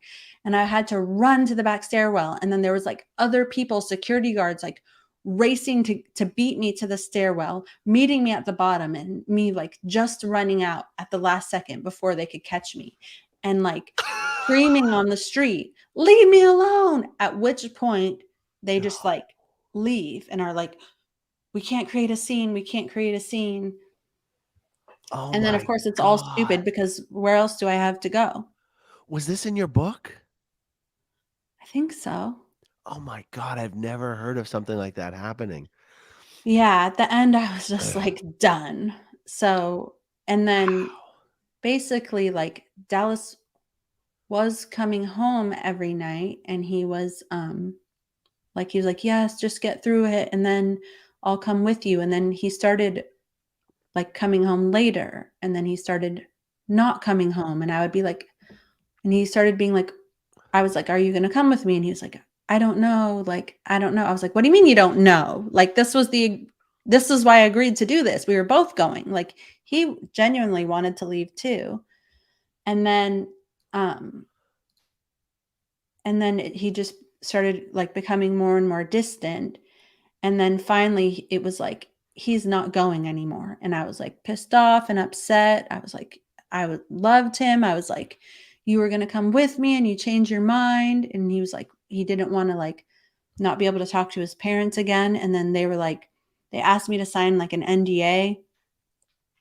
And I just like shredded it. I was like, go fuck yourself. I am never signing this. I was like, their nightmare. I was the worst. And then they were like, Dallas, you need to just send her to the airport, put her in a cab. And they like wouldn't even like let him say goodbye to me. And then he was like, no, I'm going to take her. I'm going to. And then like the girl from OSA was like right there with us the whole time, like wouldn't let us have 5 seconds together because we were married. We had been married at this point for 4 years. And then when we finally got to the airport, I was like, I remember something Greg Wilhair had said to me previously. He was like, it was when we were getting handled at an earlier time. He said, he was like, look, Jenna, we only care about what's happening with you. Dallas can just be thrown to the sharks. Like, he's basically like, we don't give a shit about Dallas. We only need you to be okay. He said that to you?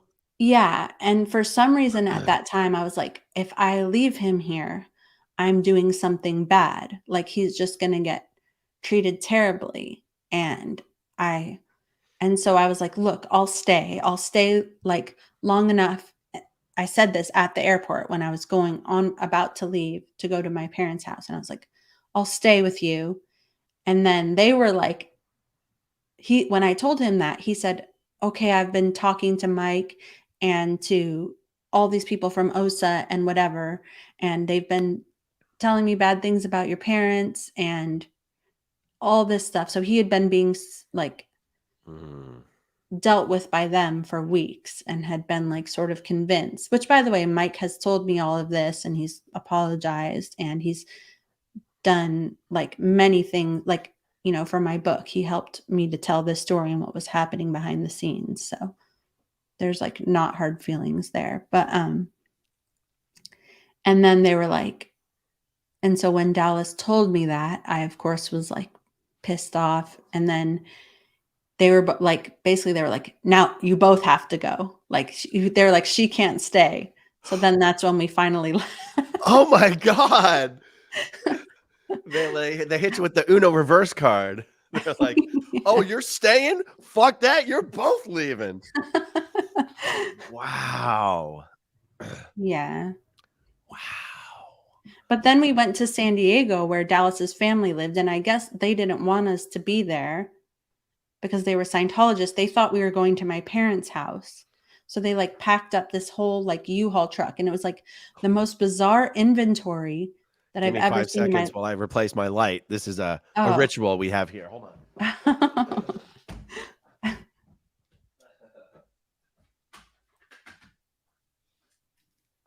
Shit, that was not working. Hold on. I can still see. Everybody take a drink. It's a drinking game when my lights go out. Okay. I mean, this is fucking amazing, Jenna. Okay. So you're like, I'm staying. And they're like, fuck you. You're both leaving. And then you're like, psych bitches. We're not going to Mexico. We're going to San Diego.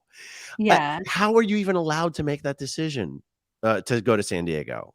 Well, my parents were actually in Virginia at this time, but we weren't allowed to make that decision. We just did. Like, I guess, like, as far as I was concerned, like, when they take everything away from you, like, you had nothing else to lose. So they had Dallas to threaten me with, but nothing else. Like, what were they going to do? Like, I didn't care. It had already been done. There's nothing else. I was like, I'll go where I want to go. Right. But Dallas wanted to go to San Diego. I want to do. Yeah. Well, actually, I wound up going where Dallas wanted to San Diego. Did you want to go to Virginia at that point? No, I didn't go to Virginia. No, did you want to at that point? Did I want to? I did, but did you have your heart set on Mexico? Like other than San Diego, where were you wanting to go? Or out. I did not care. I didn't even think about it. I just was like, I think to my parents' house was like just to like have some peace. That's the only place, because I didn't know anybody else really. Right. And so we went to San Diego, and then that became a huge, like, so we had escaped essentially, but then it just became years of Dallas's family trying to stop us from trying to have us go back into Scientology, have us pay our freeloader debt. So many years of that just right after having left. And then having us not speak out about Scientology. Dallas was like wanting to pay our freeloader debt when we first left. I was just like exhausted from convincing any more idiots that I didn't want anything to do with them. Wow. I think it's going to come as a shock to many people that even since your book came out, you've had people in your immediate family who've been against you continuing to speak out in any way. Like almost they're ashamed Is that how you would describe it? Almost like, how do they describe why they looked down upon you speak? Was it shame? Was it your out ethics? Like, I don't quite get it myself. Hmm. I mean, in Dallas's immediate family, his parents were still in Scientology when we left. Right. So it was like we were like threatening their bridge. We were like, I was stopping their son from achieving total freedom. Their whole business was run on Scientology. It was like this whole wise thing. They had an org board. They had like wogs who worked there, like writing OWs and doing conditions. And so it just like threatened their way of existence. It And this was threatened, the jewelry business? yeah. Hmm. And so Dallas's brother is Barney, Yeah. Hmm. and their dad was Gary? Yeah. How does Leo Hamill fit into is he a family? Is he just a friend of the family, or was he part of the family? I always get that. Oh, they were business partners. Was Yeah. Leo and Gary okay, I get it. Yeah. Yeah. Leo started the jewelry store. And then I believe he met Gary at Flag. And then he liked him. And then he said, come be a partner in my business. And Got then I it. think he like gave him half of the business, like out of the goodness of his heart. Got it.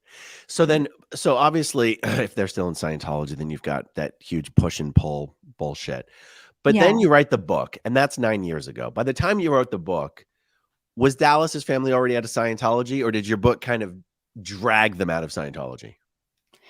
It kind of dragged them out of Scientology. Like as I was writing my book, like Dallas told my dad that I was going to be writing a book. And he said, well, as far as I know, Jenna doesn't even have a story. And then the entire time when I was writing the book, he was telling me, look, Jenna, I know that you don't agree with certain aspects of Scientology, but I don't want you to say anything bad about the tech because the tech itself is good. And like, he was just like in my ear about it. Who, And Dallas or your dad? no, Dallas's dad. Oh, Gary. Yeah. Ugh, wow. Yeah. So, and I believe like at that point, like his, or I don't remember if it was after or before my book came out, but like his parents had been working at a company that was run by Scientologists and like they got fired. Mhm. Um, so, Well, yeah, it was that's how they all, put the screws to you, messing with yeah. family. Yes. Yeah, exactly. They get something that you care about and they Yeah, control you with it. That's what happened to me. right. And essentially it was just through Dallas, basically, you know. Wow. So then, but even in the after, like the book comes out, even Mhm. after that, they're like, don't keep doing stuff like that. I mean, at that point, they weren't like telling me what to do, but they were never happy about my book. Hmm, They never acknowledged, like, oh, wow, what you went through was crazy. hmm, They never apologized for how they had treated me for years. hmm, And there was just still, and then there was this air, like, I think in the end, Gary wanted to do something about it. Like, he was like, he wanted to either talk about it or get their money back or something. And Dallas's mom was like, just don't rock the boat fighting. We don't have the energy to fight this. And it was sort of just like looked on as like you should just like go live your life now and you don't need to fight. And it was always just like, oh boy. I knew that wasn't true, but also like just I had been through so many tough situations that it was just exhausting for me to fight anymore. But, you know, it's one thing for somebody like if I'm like, okay, I need a break from fighting, but it's another thing for somebody who has never been in the cadet org and who has experienced Scientology at as a public at the benefit of little children carrying their folders, serving their meals, little Mhm. 16-year-olds like me, you know, to say like who are separated from their parents to say like, okay, don't talk about it. That's different than, I don't know, that just is another level. That's like willful ignorance. Yeah. I've been seeing some of these programs that have been, well, that Mike took with him when he left. These Mhm. thousands and thousands of pages of OSA documents. And some of these programs, there's one in particular that was written about Chuck Beatty. Do you know Chuck Beatty? Yeah, I don't know him personally, but I know of him, and I've, like, communicated with him. Have you happened to seen the program I'm referring to or seen the video I did about the program? I haven't. No, I've seen ones, though, that relate to my situation. I was thinking of referring to them earlier because you had asked about the handling when we were leaving, and there's messages between, like, essentially Mike and Yeah. Dave about us when we were leaving. Oh, And I'll then tell you, the reason I'm mentioning the program of Chuck is I was just so struck by program targets in this program, as Mhm, detailed as they had some PI who was literally mhm. one of Chuck's best friends, and Chuck had no idea that it was a PI. Um, I think they would say the SF resource, have the SF resource feed Chuck ideas like, Chuck, it's not really worth all the trouble. mm, Just move on. Like, isn't this just a mm. waste of time? Like, you're never Oh, really going to be able to take down Scientology. Like, do you really want to don't you have more some things in life that'll bring you more joy yeah, than that's how it was, constantly yeah. attacking Scientology? And I'm just saying, I'm just saying, like, I just start getting this conspiratorial idea of Scientology going to Dallas's mom. And again, I'm pulling this out of my ass, okay? Mhm, And being like, "Hey, we'll give you this money back or whatever if you will just feed Jenna these lines of, just be a mom. mhm. Just do art or whatever the fuck. Yeah, yeah. I'm not saying that's what was happening, but it's like Right. it It wouldn't sure surprise is what you. Osa would have wanted to have happen. Right, right. Yeah, totally. I mean, they were in touch with OSA after we left all the time, and, like, we had to, Oh, like, with at that time, it was, like, with, like, Tommy Davis and then, like, Jenny Linson and Angie Blankenship. We, like, and then they were, like, reporting to Kirsten Catano from OSA, so they were, like, but I think that, yeah, I mean, that's definitely within the realm of possibility. Who knows? if you ever come to visit Clearwater, we'll have to go ambush Angie Blankenship down in one of the bars at the beach. Does she work there? No, she just goes there to drink all the time. Be like, Oh, okay. "Surprise, bitch, it's Jenna." I'm no one to Angie. She just knew me as some stupid kid, but you're Oh, I'm sure you yeah, know Angie much more than I do. for sure. Yeah, actually, I know her sister too and her brother, and her mom was really good friends with my grandma. Who's your grandma? You mentioned her before. Oh, yeah, Loretta Miscavige. She's dead, but So she was this was really, so your dad's mom, yeah, my dad's mom, and she she was was married. here in Clearwater? She was in Clearwater, yeah, when I was there. So from when I was 12 till I was 16, she was a public. Oh, I had And no idea. yeah, like, so if I ever had, like, libs day off, I would be able to, like, go with her, and we would, like, she would take me out to eat or, like, take me to the mall. She was really sweet. I really loved her so much. She would, like, give me an Easter basket. Like, it would, like, appear at reception, and I was like, I never had an Easter basket before. So it was, like, so, like, even though I was, like, in CMO and I was, like, whatever, it was just, like, I would get, all I really wanted was an Easter basket. I didn't even know it was Easter, so it was, like, this awesome surprise. And, Wow. yeah, if, like, so she was like the family that I had when I was in Clearwater. And sometimes she would be on course, and so was I, and it was like being on course with my grandma. That's wild. Yeah. You said something earlier that, when you went to the middle management, FLO, ILO. Mhm. Guys, the acronyms for different Yeah. Scientology Out of organizations control. have changed over the time. So middle management used to be called the FCB, the Flag Command Bureau.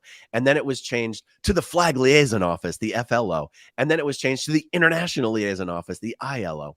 So, but you mentioned getting to the ILO, and now, the kids the kids, weren't either did school once a week, or couldn't do school at all. To you and I, that sounds normal. To the rest of the world, it's like middle management was staffed by high school age teenagers. And you're like, Yeah. yeah, that's who's Yeah. running the fucking show. That's true, or at least some of them. Yeah. There was like all ages. I would say if there's something that I sometimes miss about there is that like it was like normal to be friends with like young people and really old people, like just having that Yeah. variety of people. Would you agree? I'm telling you, this is how I feel. I'm wondering if you agree. As a teenager, 13, 14, 15 specifically, because those are the ages I was training a flag. There was a real sense of liberation and freedom to be treated as an equal to all the adults. I don't know. Did you feel that way?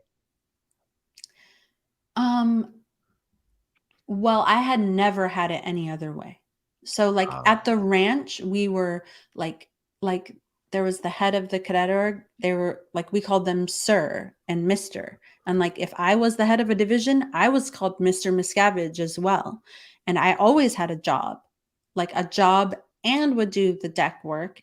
And so I was never ever not treated like an adult. But when I talked to my mom, who like went to a regular school, and then her family joined the Sea Org when she was 15, she said that one of her things that she really liked about it was that she was like not treated like a dumb little kid, that she was like given a job and given value. And I can totally see how that would be attractive. Like, I think my daughter right now, she's like, no, I don't want to take out the trash. I want a real job. She's like, I want money. And she's only 11. So I think that there is some value in that appeals to people. Wow, that's another incredible example of different childhood experiences in Scientology. If all you've ever known is being treated like an adult, and therefore it doesn't necessarily feel good. And yet my experience of being in public school until the 6th grade, we did homeschool for the 7th grade, where like being treated not only as an adult, but also with respect, because like as a staff member, it's not like all of a sudden you were treated like a piece of shit. Like, like you hear the horror stories, like actually treated with respect. And also, as you would know, as a child on full-time training, you're treated like you're so fucking valuable. No, it's different. You have stories of kids being put to work on the e-meter assembly line, and you're like, that's just a perfect example of two completely different childhood Scientology experiences. Something I found valuable wasn't even on your radar because it had always been that way for you. Yeah, but you are right that like when we got to work at the base and make e-meters, that did make me feel important. Like, because before you did like that. I did. Well, we were inside in an air-conditioned space where usually we're working outside and like raking gravel or planting trees or doing something. So it was like much easier without question. And we were like sitting down. Well, our work involved sitting down, which was also crazy. And then we were like with adults listening to music, and like on the assembly line, we had to do things that were complicated, but they're no big deal to us. They weren't too complicated for us at all. And then like every time an e-meter went through the production line, it was like a bell rang, and we're like trying to meet this target, and everyone cheered. And so, yeah. Wow. Were you guys like using soldering irons and shit? Yeah, we would like make the circuit board. So that's where I started. Like we would like make the circuit boards, and then there were people that were in assembly who put all the pieces in. Then there was like a calibration department, people who did all these little tests on it, hooked it up to different machines. And then there was the sealing department. And then actually way before that, there's the plastics department. And then it would go to QC. So I like actually worked in all of those. And then at the end I was in QC. And then there was even like preps, like packaging them and like putting them in boxes. Wow. Yeah. Kids are making these machines that Scientology is selling for $5,000 a piece. It's absolutely fucking incredible. Yeah, I even remember like gluing on the little like quantum thing. Like there was a gold plate in the back and this like plastic thing that went on it, and it was like difficult to like not get a bunch of glue inside there so that it like looked like and so like even just putting that on at Yeah. the end. Okay, you talking about the e-meters and the Mark Super 7 quantums and the golden age of tech just reminds me of, what was the name of the young little girl who was in the golden age of tech event Oh, video? Lauren Hollander. Yeah. Was she a cadet with you? Yeah, she was. She came to the ranch much later than me, but yeah, she was a cadet.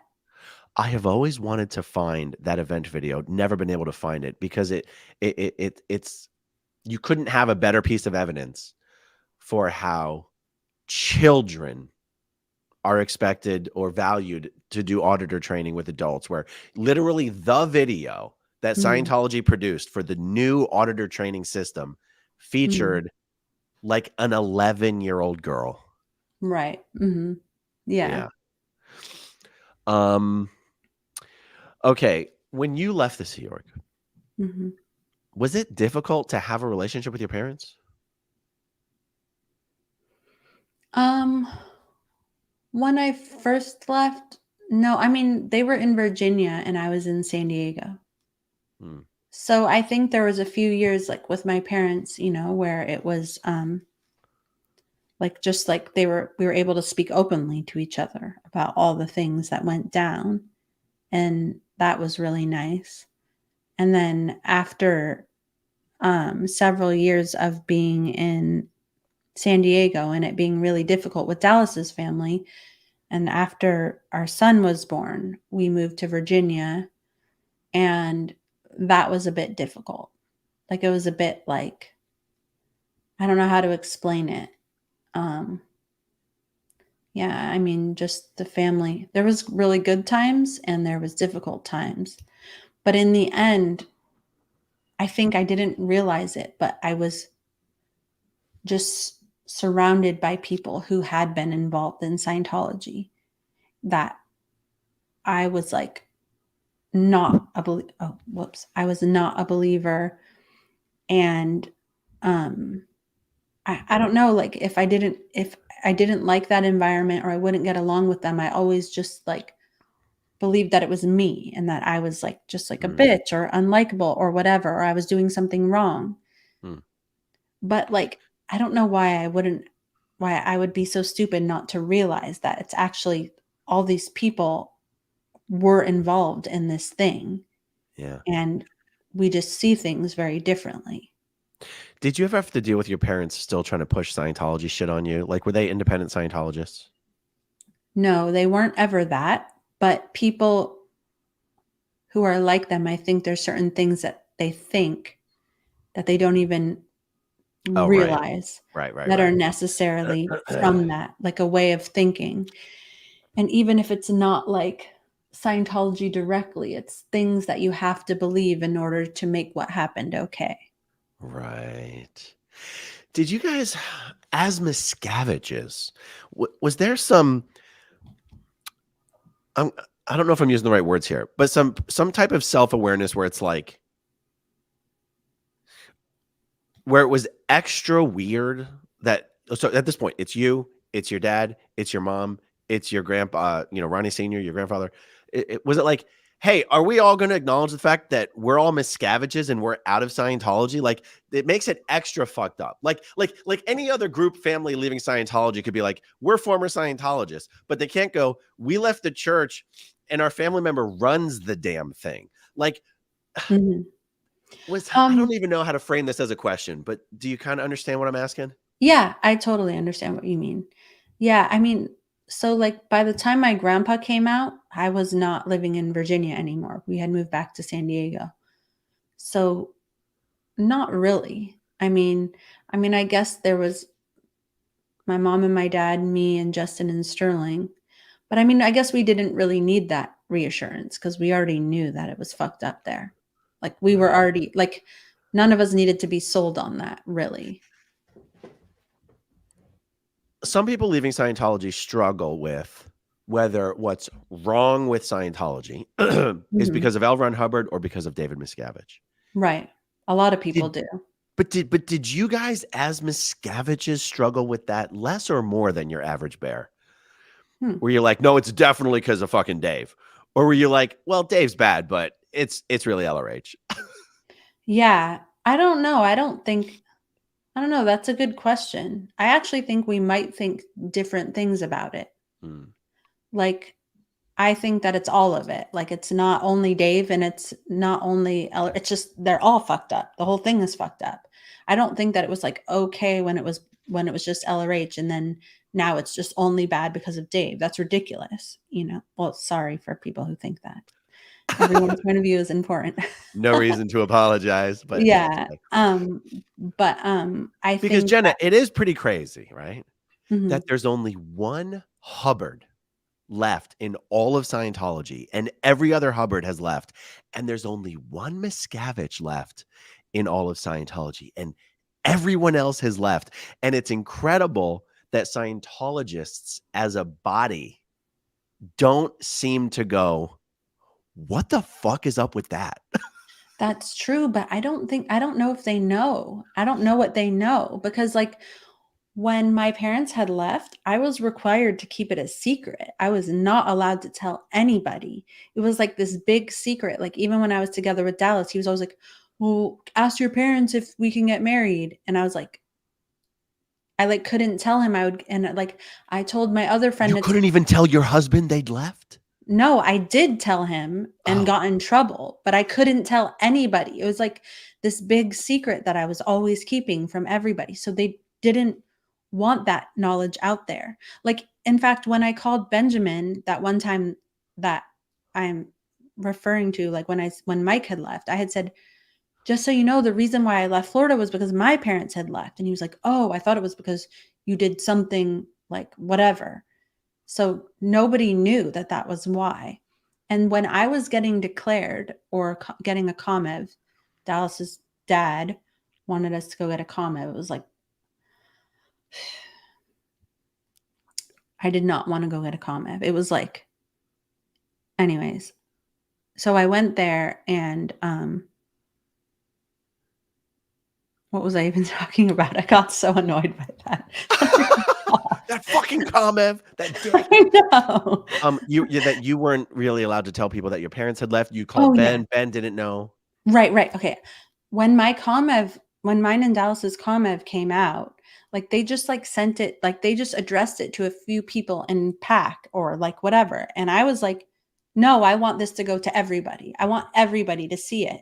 And there's even some communication in those documents that we were talking about earlier that came out that is me being like, no, I want you to send this to everybody. And they're like, we don't know why she wants this. Maybe she's trying to get some kind of special treatment or something.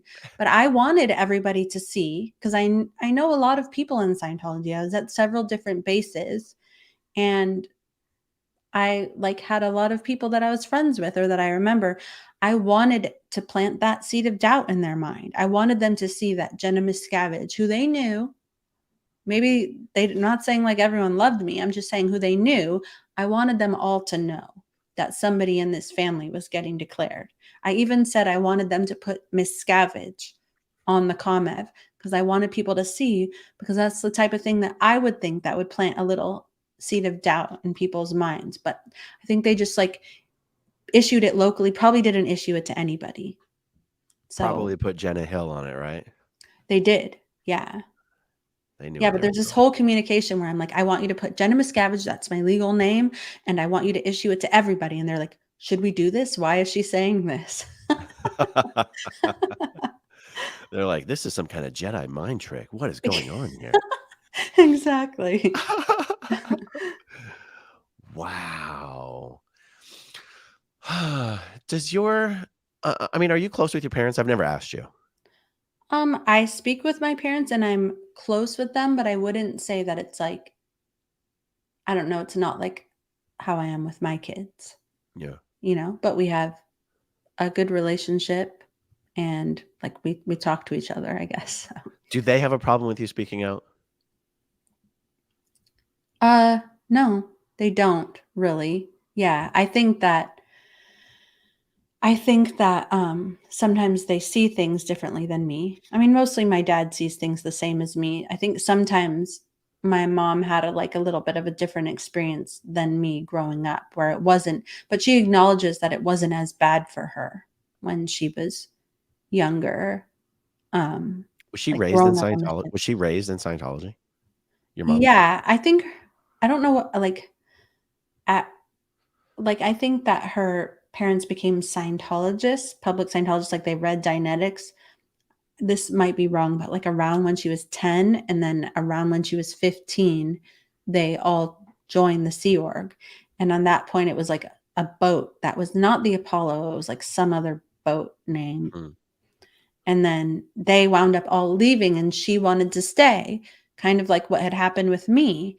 And so when that time came around when I wanted to stay, she said that like she felt like and I believe that she was right, that if they tried to make me go with them, that it wouldn't have ended up very good. I do think that she was right on that, even though that's controversial.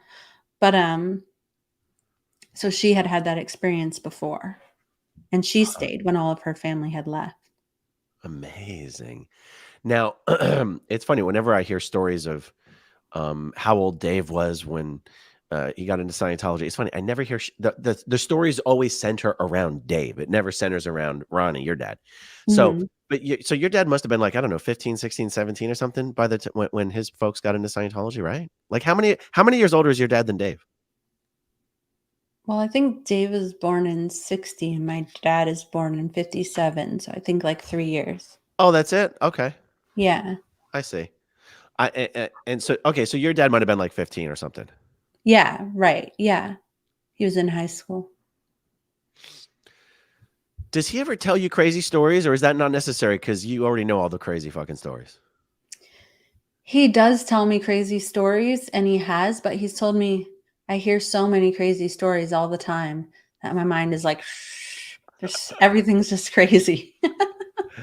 That's why I'm so excited about you having your own channel. I hope you just tell stories all the time.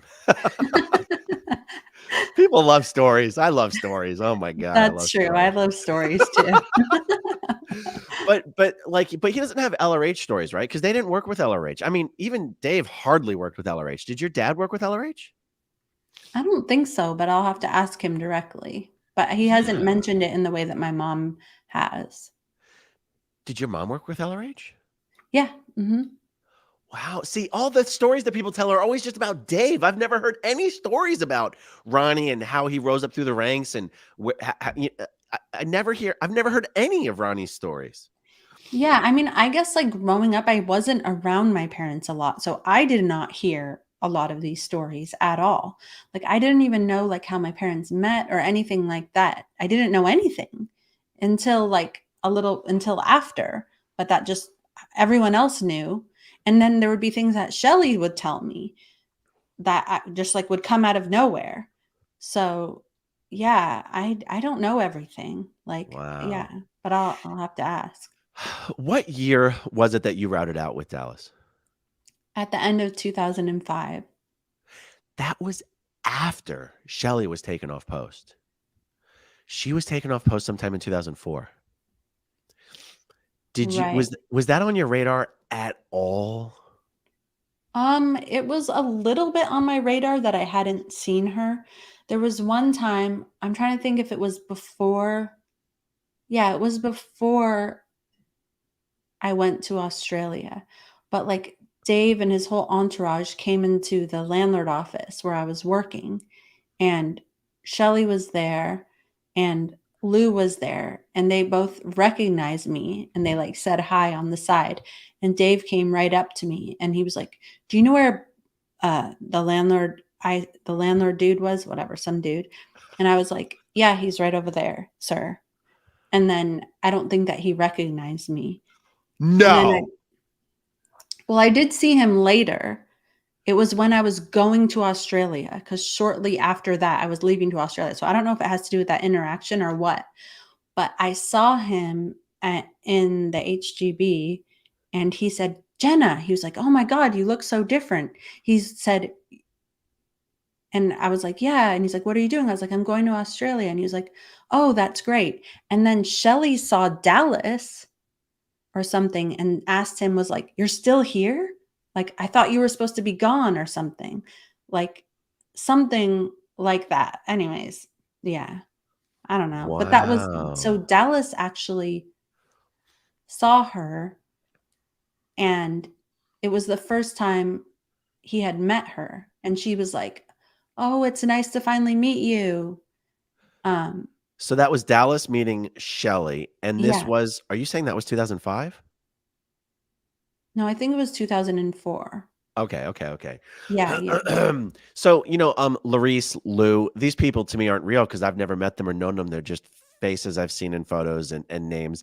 But Mhm. you hear some whispers that perhaps Lou and Dave are shacking up, hooking up these days. Do you put any stock in that? Do you think that's possible?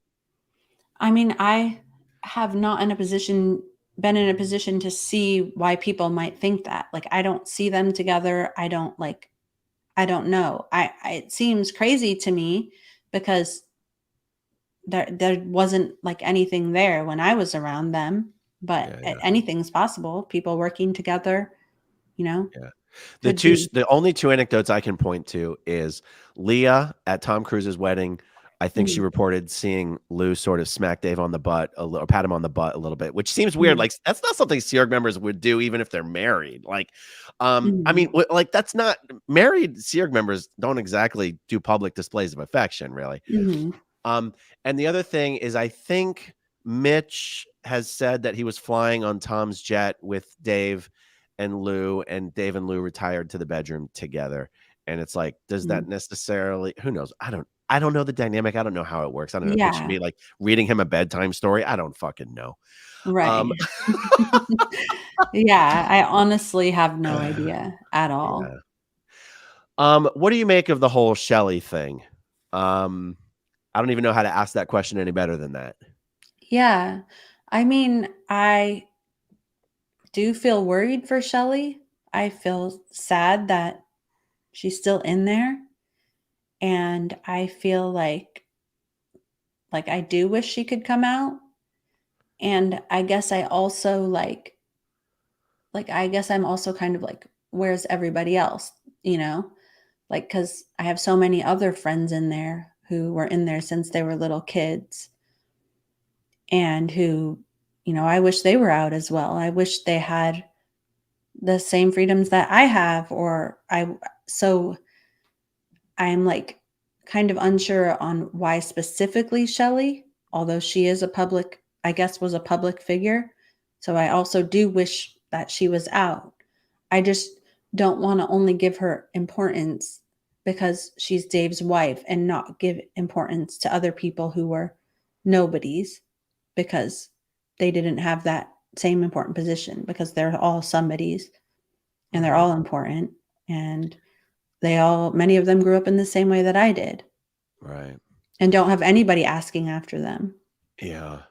I wonder sometimes not just even about the senior execs that we all know, but their kids or whether they even have kids. Like, are you like I met when I was in Italy, Guillaume's daughter, Kiara. Oh, Laura. okay. I never met Chiara. Is it Chiara or Chiara? Kiara. I've never met her, but I met Laura. For me, as a kid growing up in Scientology, the fact Mhm, that Guillaume Leserve has two gorgeous daughters out of the Sea Org, and mhm. Kiara has kids, and he's got this whole fucking family he could be enjoying. And from what I understand, Guillaume even comes from money. Like, it's not like, Right. oh, I can't leave because no, like Guillaume could leave and he Yeah, could have a life and a family, and he's fucking doesn't. yeah. Like, does Mark Yeager have any kids? Like, I've never known these people, right? So I don't know. Does Mark Yeager have kids? No, Right. no, he doesn't. Yeah, it is Um, crazy though. like did Ray Minoff have any kids? He didn't, did he? No, he didn't. But like Greg Wilhair's got kids. Everyone knows Darius Wilhair, you Right, know? that's Greg true, yeah. Wilhair could have a life, a family. Instead, he's gonna work for this fucking cult until the day he dies. It's like really sad. Yeah, that is really sad. It's true. And even the kids we grew up with, Diane, I've heard Diane Rhodes. I've heard not only is she still in the Sea Org, not only is she still in CMO, not only is she still on that same post of like senior CS chief, CMO Clearwater, whatever the fuck. She's never Yeah, even been married from what I've been told. She should So consider herself lucky. No, I'm just joking. I'm just joking. No, no, I totally feel terrible for Diane. I feel no, but I worse mean, for. she's a 40-year-old virgin is what I'm saying. Oh, right. Good point. Okay, I did not get that. I see what you're saying. I didn't think of that. You're totally right. Yeah, and I feel worse for Diane too because, like, I don't know, Greg Wilhare, I mean, he got himself and his kid into that, you know? Yeah. And I still think that he deserves empathy as well, but Diane was like just like born into it, brought into it by her parents, you know, and like Greg Wilhare in some ways has had access to the outside world where Yeah. Diane really hasn't at all. Not at all. Yeah, And like Dusty's got to be dead by now, right? Her dad's got to be he dead by has to now. be, yeah. And And probably her so, mom too. They were much older than her. yeah. So everyone she's ever known is a Sea Yeah. Org member. She has Yeah. no family anymore. She has no spouse, so she has no Mhm. in-laws. She's got nothing, and she's never been laid. Can you imagine that? Poor Diane, that sucks. Yeah. Even though I was really jealous of her for absolutely no reason, she's totally a sweet, sweet person who She everybody loved. Yeah, it sucks. That's the type of thing that makes me sad. People I knew at the ranch that are still in there. Yeah. Anyway, I really think that the more people, because I consider like we're sort of the same generation, but Mhm. we know completely different people. Like Yeah. we hardly have any we only have a small bit of overlap between the people who know us, right? That's true, but I think I know quite a lot of people because I was at Flag. No, There but was a that's what I lot of mean. Adderall That trainees. no, Yeah. but that's what I mean. I consider us the same generation, Mhm. but our the sphere of people who know us are both very large, but Mhm. very different. Yes. And the YouTube thing is super interesting because people connect with YouTube. People connect seeing people have chats like this is different than reading a book or watching a TV show or watching a documentary. It's so much Right. more. It's so much more real. I think you're going to be inundated with people reaching out to you who've never spoken out before. I really think so. Well, that would be wonderful. That would It's be yeah. amazing. I think it's so important and awesome. That people aren't going to have to ask anymore. What the fuck happened to Jenna Miscavige? I'm happy too. Yeah. I hope people start asking, what the fuck happened to Astra Woodcraft? Like, and I'm sorry, what was the name of the other girl who started the website with you guys? I Oh, forget. Kendra. Kendra what? I think it was Wilkerson. Wilkerson? Wilkerson, I think. Wilkerson. Yeah. Yeah. Like that website is still up, right? Scientologykids.com. Yeah. It needs a little update. I got to get on that. What was the reason for launching that website? What did you guys have in mind? In fairness, it was Kendra's idea, and she Mm, did a lot of the heavy lifting.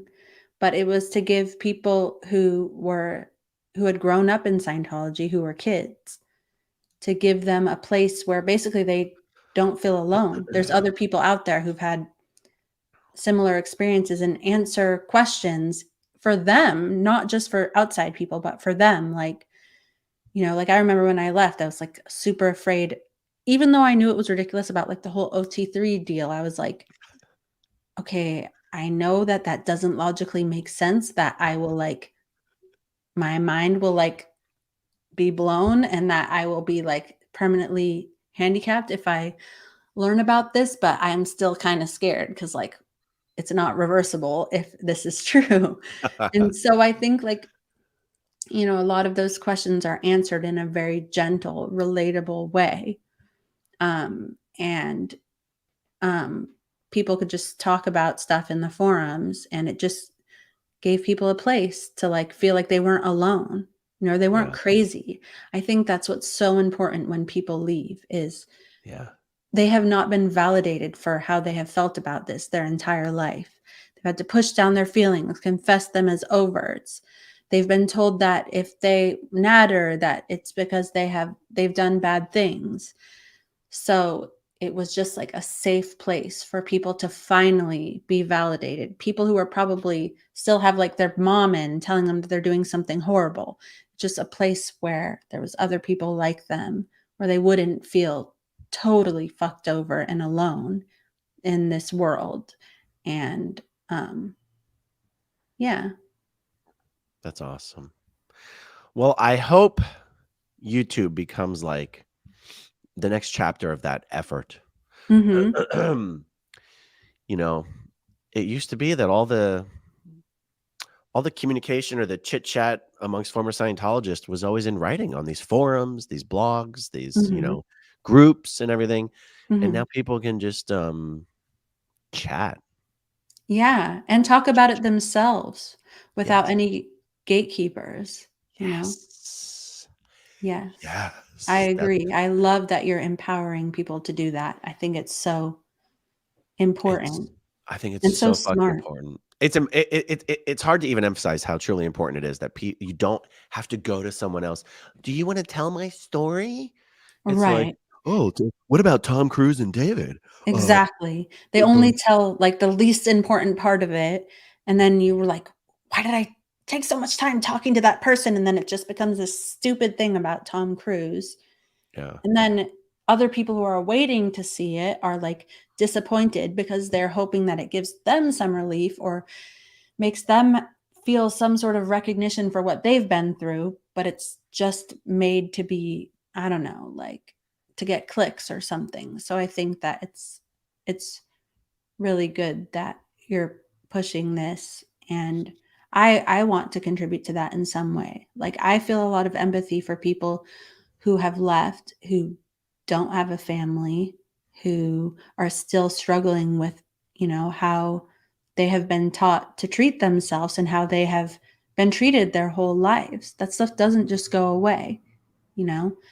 So yeah, I hope that I want to help with that in some way and empower those people who are like me. I have so much empathy for them, and I just want them to feel heard and important and included.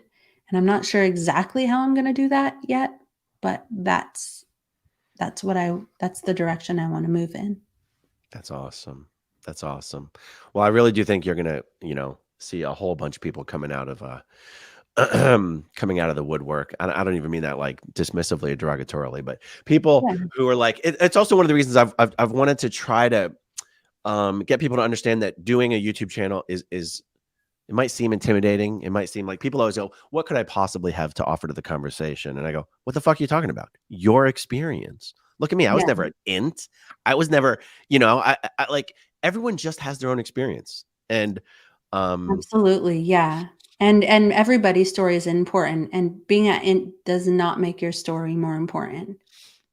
The breadth of experiences from all over the world paints a picture of the whole thing that was going on, and everybody's story is important. yeah. Hey, I think people are probably going to wonder. I get this question all the time. How much of the bridge did you do? Oh, okay. I was a class 4 auditor, but I started my internship, but I never finished it. And Same. then I, like, did up to grade I didn't finish grade 2. So you did great. This is the reason for everything. I got up to grade 2, but didn't finish it You're or didn't unflat. You're start it. you're mid grade too. That's the why. It's so funny. So you spent your entire life into Scientology. How old were you when you ratted out? 22. 22, and you never finished grade 2. I only finished the Purif. Oh, really? Oh, that's hilarious. But you were trained. I know you were. I know, but, like, I have never even done the objectives. Oh my goodness. Dang. I did the Purif like 3 times. What? I didn't even do the Yeah. Purif until I was, like, 22, and I just did it once. How the fuck Oh. did you have to do the Purif 3 times? Okay, I did it once when I was 9 because it was, like, way better than all the work that I would have to do, and so I did it, but it was, like, so hot. I was, like, the sauna was, like, 160 degrees. I got bloody noses every day, and then I, like, hid my vitamins in a shed, like, where no one could find them because I couldn't take all those vitamins. So whatever, when that was done, then the next time I did the Purif, I was at Flag, and it was because my brother Justin was on the RPF at Flag, and I had heard that he was on the Purif. and I had no way of talking to him. So I like concocted this whole plan to say that I never really like had the end phenomena of the PRF, and because I never took my vitamins, which was true, and I said I had bloody noses, so I could get onto the PRF. So I did the PRF again there, then never saw him. It was like all for nothing. They did the people on the RPF did the PRF at night, apparently. So I had to do the Wow. PRF again for no reason. Even though, to be honest, like for me, the PRF was kind of fun because you could like read a book, even though I was dying. It was too hot, but yeah. And then I did it again later at FLO, and I don't know why that was. Wow. Okay, so how many siblings do you have, regardless of whether they're quarter, half, or full? So there's Sterling Tompkins. Mhm. Just so, how many siblings do you have? I just have 2, And those people are? Sterling and Justin. Okay, so Nathan is not blood related to you. Right. Yeah, he has a different mom and dad. Okay. But he's their half brother as well. Right. Do you know, for as long as I have known Sterling, I haven't even really fully understood that Justin exists. Like, Oh. and I always think of Nathan as being Sterling's fraternal twin, because I've never met or seen or spoken to Justin. I have to be reminded that he exists. And it's Yeah. so weird because they're twins. Like, Yeah. are you disgusted that these twins were ever separated? Because I'm thoroughly disgusted. I am. I mean, yeah. And not only that, but they were like one twin was taken with one parental group and the other one was taken with another. So neither twin had access to their mother or their father. Like that shit ain't right. I don't care whose choice it was or whatever. You Yeah. can't just, and yes, they were together at first, but actually for many years, Justin lived in New Hampshire with my mom and dad and did not see Sterling, who Wow. was in LA. So when we moved back to LA, I remember meeting Sterling. It was like, we're meeting Sterling, he's your brother. And I was like, huh? I was like, Sterling, my brother? Like, so yeah, not only that they were separated, but they were both separated from their other parent. It's crazy. It's Yeah, crazy. it is I crazy.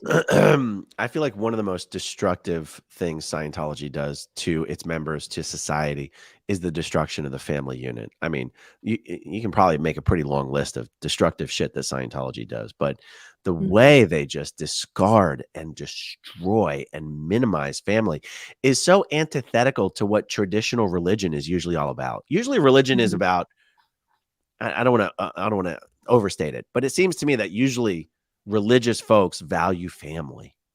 Yeah, like they can get them all in together. Yeah. And If we're they not, and I'm not, this is totally separate from what happens when members of families leave religions. I understand that every Mhm. religious group can be terrible to people that leave. Right. Scientology is the only so-called religious group that I can think of that is minimizing and destructive of the family unit when everyone is a member. Right. That's Yeah. what's hard to process. Yeah, yeah. Yeah, that's true. Do you know what I mean? Yes, very true. Yeah. Yeah. All right. Well, how'd you enjoy this first YouTube chat? It was good. It went awesome. It was easy. I was really worried. I was just really nervous. So this was easy. It's just a conversation. Yeah. Well, this was great. This was awesome. All right, everyone. Well, shit, we've been going for 2.5 hours. Oh, Why don't we, did it feel like 2.5 hours? no, it didn't feel, I can't believe it's been 2.5 hours. Actually, I'll tell you what, let me pull up some of these comments here. Not all of them require responses necessarily, but Mhm. anyway, let's just go through them. Pat Shore, Aaron, make sure you're prepared for the storm. Oh, I thought Pat, I thought you were saying like prepare Jenna for the storm. Pat's talking about the actual hurricane that's heading towards Florida. Oh, okay. Is it a There it bad is. one? Anything, no, at most it'll be a category 1, which is for us a stiff breeze.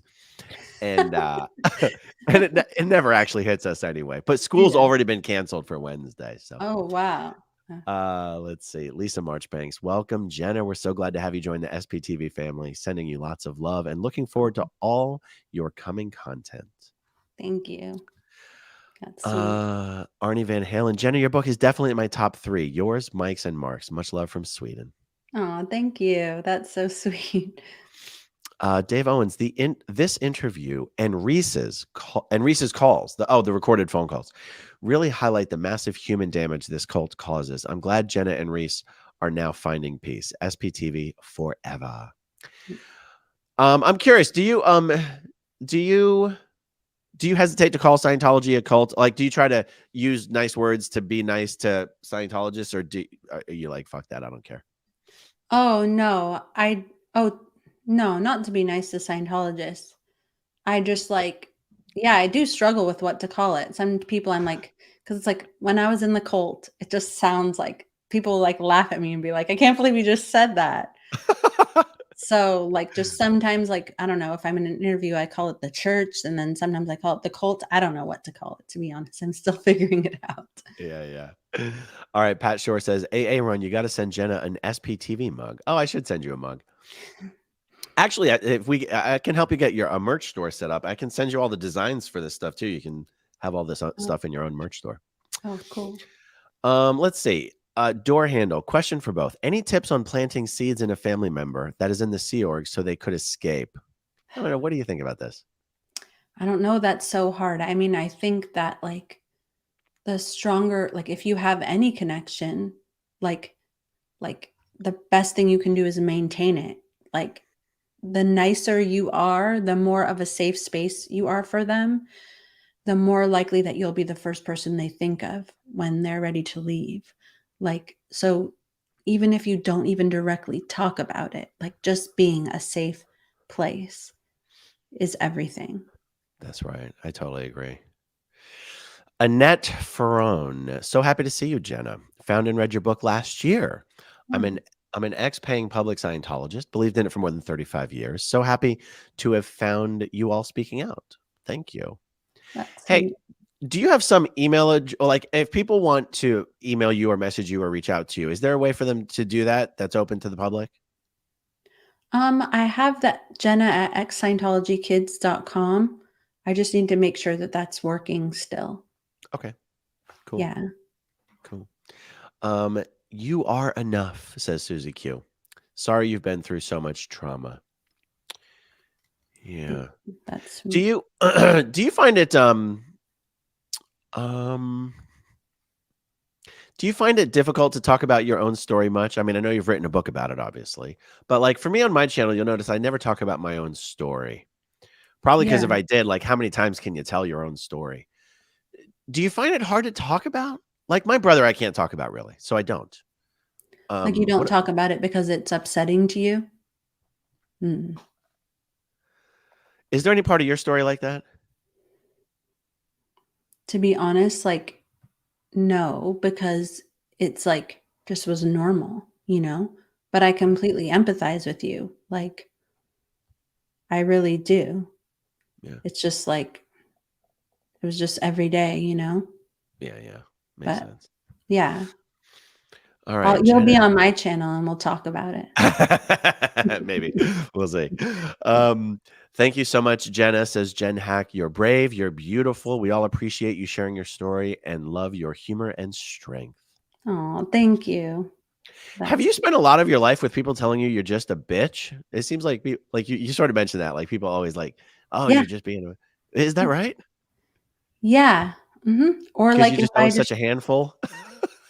I don't know. I don't even think I was just like, even just like standing up for myself in any little way. It's like, that's bitchy. Like it's better just to keep the peace. And to be honest, like I'm not mean. I'm nice and I'm friendly. Like I genuinely love people and care about them.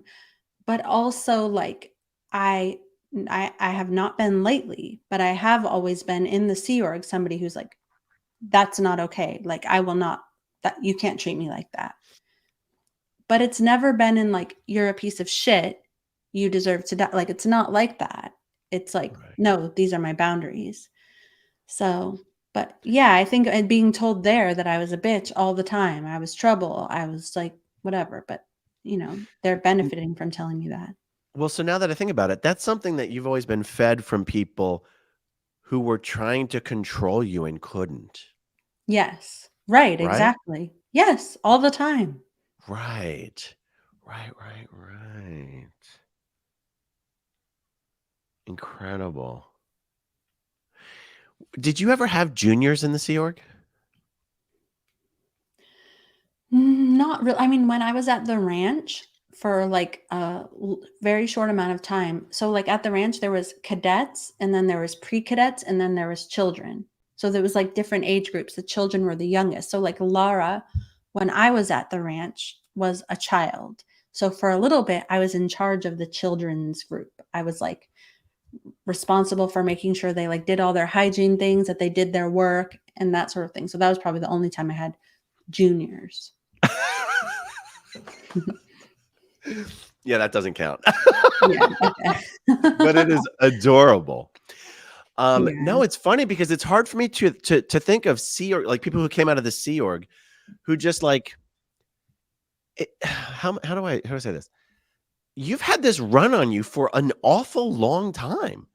And it's only forever. dawning on me that it's because like the uh to think about you like leading the cell phone revolution in the Sea Org, like you will not take our phones, united we stand. Like it's so goddamn funny. But like I don't imagine that the people who you were trying to help at that time would be the one, trying to criticize you for being such a bitch. They'd be like, no, she was fighting for us. It's always been the people that were like Jen, who could not control you, that have been Right, running that narrative. totally, but even those people who I was like felt like I was like trying to go to bat for them, they would have had to, in order to deal with it, in order to continue to stay there, they would have had to have been like, "Well, Jenna got into my mind and she told me that I should have this, and it was because she influenced me and I really just wanted to give it away, but she made me. So it's like Right. their mind is being messed with as well. So it all comes out to the same. Jen is a bitch. And then I guess your in-laws are kind of like, look at you making our life so difficult. Right. Exactly. Yes. I mean, that's how my in-laws were to me as well. Although they didn't say it to me, they said it to the videographer for the videos on my website. But I Sorry. guess it's different being a man, right? Because they're like just like Aaron's bossy and mean, and it doesn't have the same stigma as Jenna's such a bitch. Right. You That's know what I exactly mean? right. If you're a woman and you stand up for yourself or you're assertive, you're a bitch. I feel Basically. bad that I keep using the word over and over again. It's fine. Who Oh my god. yeah. No, you don't have to apologize to me. I mean, all right. Pat Shore says, Jenna, did you get fair gamed when you wrote your book? Also, did your family ever talk about Shelley's disappearance to you? Okay, so we spoke about the Shelley thing. Yeah, do you have a hate website up? I don't, but I did see the other day that there is a website. I don't even know but that's like jenmiscavige.info that was purchased by somebody in Clearwater, Florida. So we'll see. It's probably coming. But no, I didn't have one.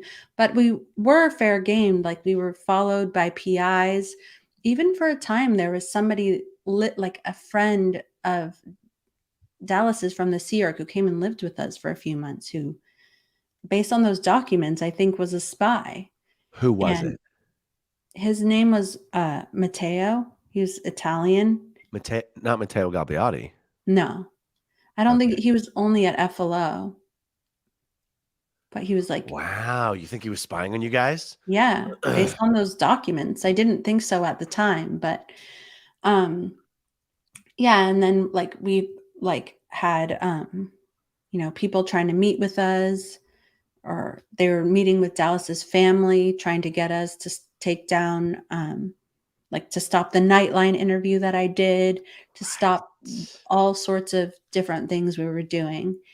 And they were basically like using Dallas's family disconnecting from us as a weapon to get us to shut up. Wow. Are you gonna do videos about those programs? Oh, I mean, I could. That's a good idea. That's one idea. Yeah. Oh yeah.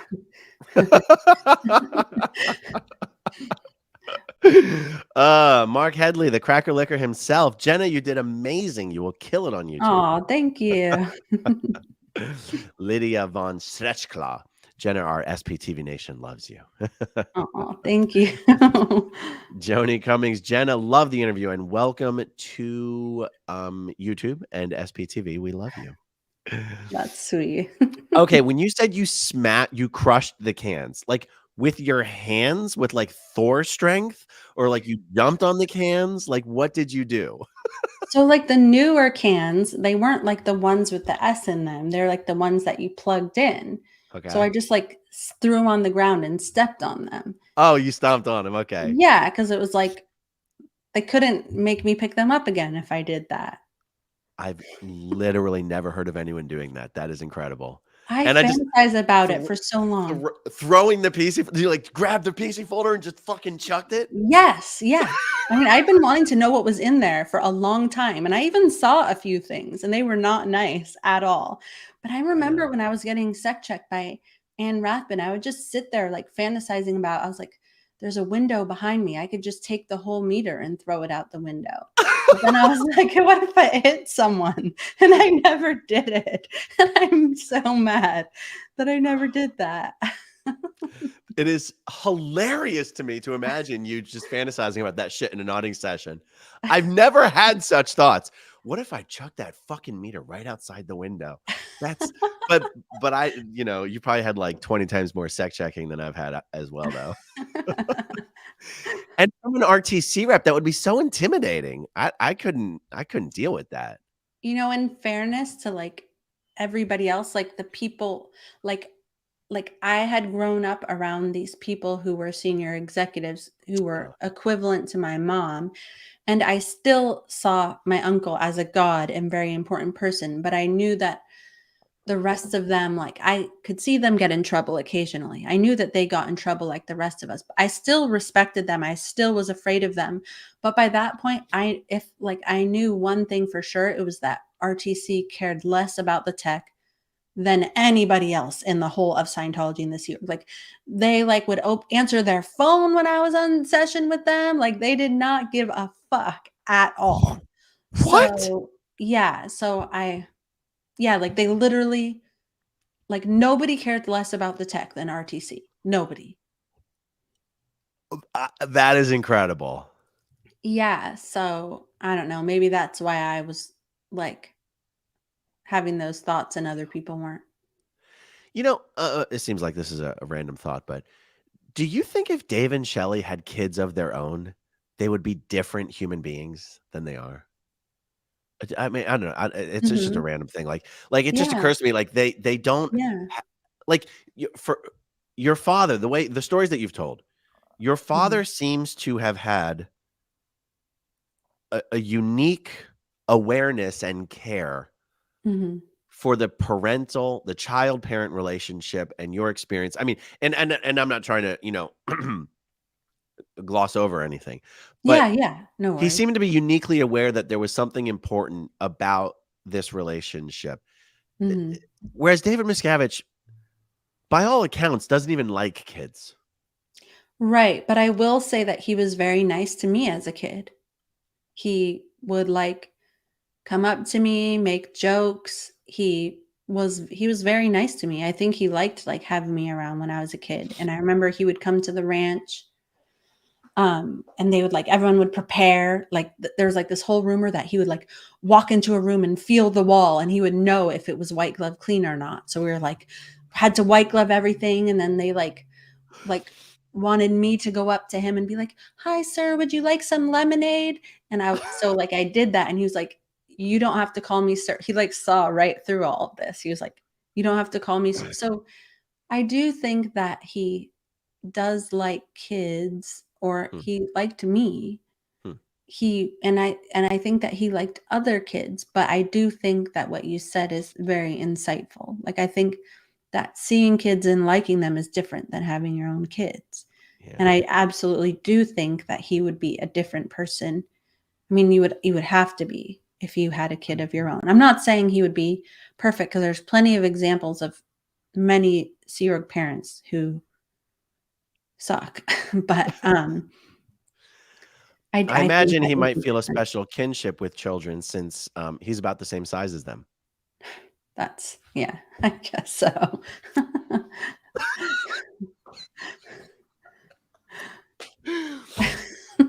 You cracked yourself up on that one.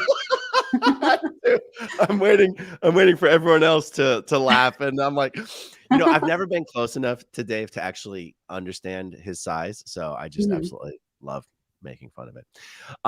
He's always Did been taller than me, still is, so it's not the you're same. you're shorter than 5'1"? No, he's not 5'1". Are you He's like sure? Because 5'4". are you sure? Yes, I'm positive. Who's I thought it was okay. So He might even um be 5'5". whoa, now hold Okay, on. probably 5'4". We'll just go with that. I'll tell you the only information that I have is someone said he was five. I think it was some interview that Claudio Lugli did, Oh, and someone said, "Is Miscavige 5'3"? And I think it was 5'3" with the lifts in his shoes. And so this has been oh. gradually over time whittled down to 5'1". I I don't know. see. Yeah, I'll yeah. take your word for it. How tall are you? I'm 5'2" and 3/4. Oh, So and you're telling me that Dave is taller than you? he's taller than me, yeah, for sure. Wow. Yeah. I'm gonna have to amend. I'm gonna well, because we call him 4'13" just to be really funny Oh, about it. okay, yeah. You're making me feel really tall right now. Is it possible that when Dave was around you, he was wearing his Tom Cruise elevator boots? It is possible, yeah. But his twin sister, Denise, is 5'4". I don't see what are the chances that he could be shorter than her. I don't know. Have you ever seen that movie Twins with Arnold Schwarzenegger and Danny DeVito?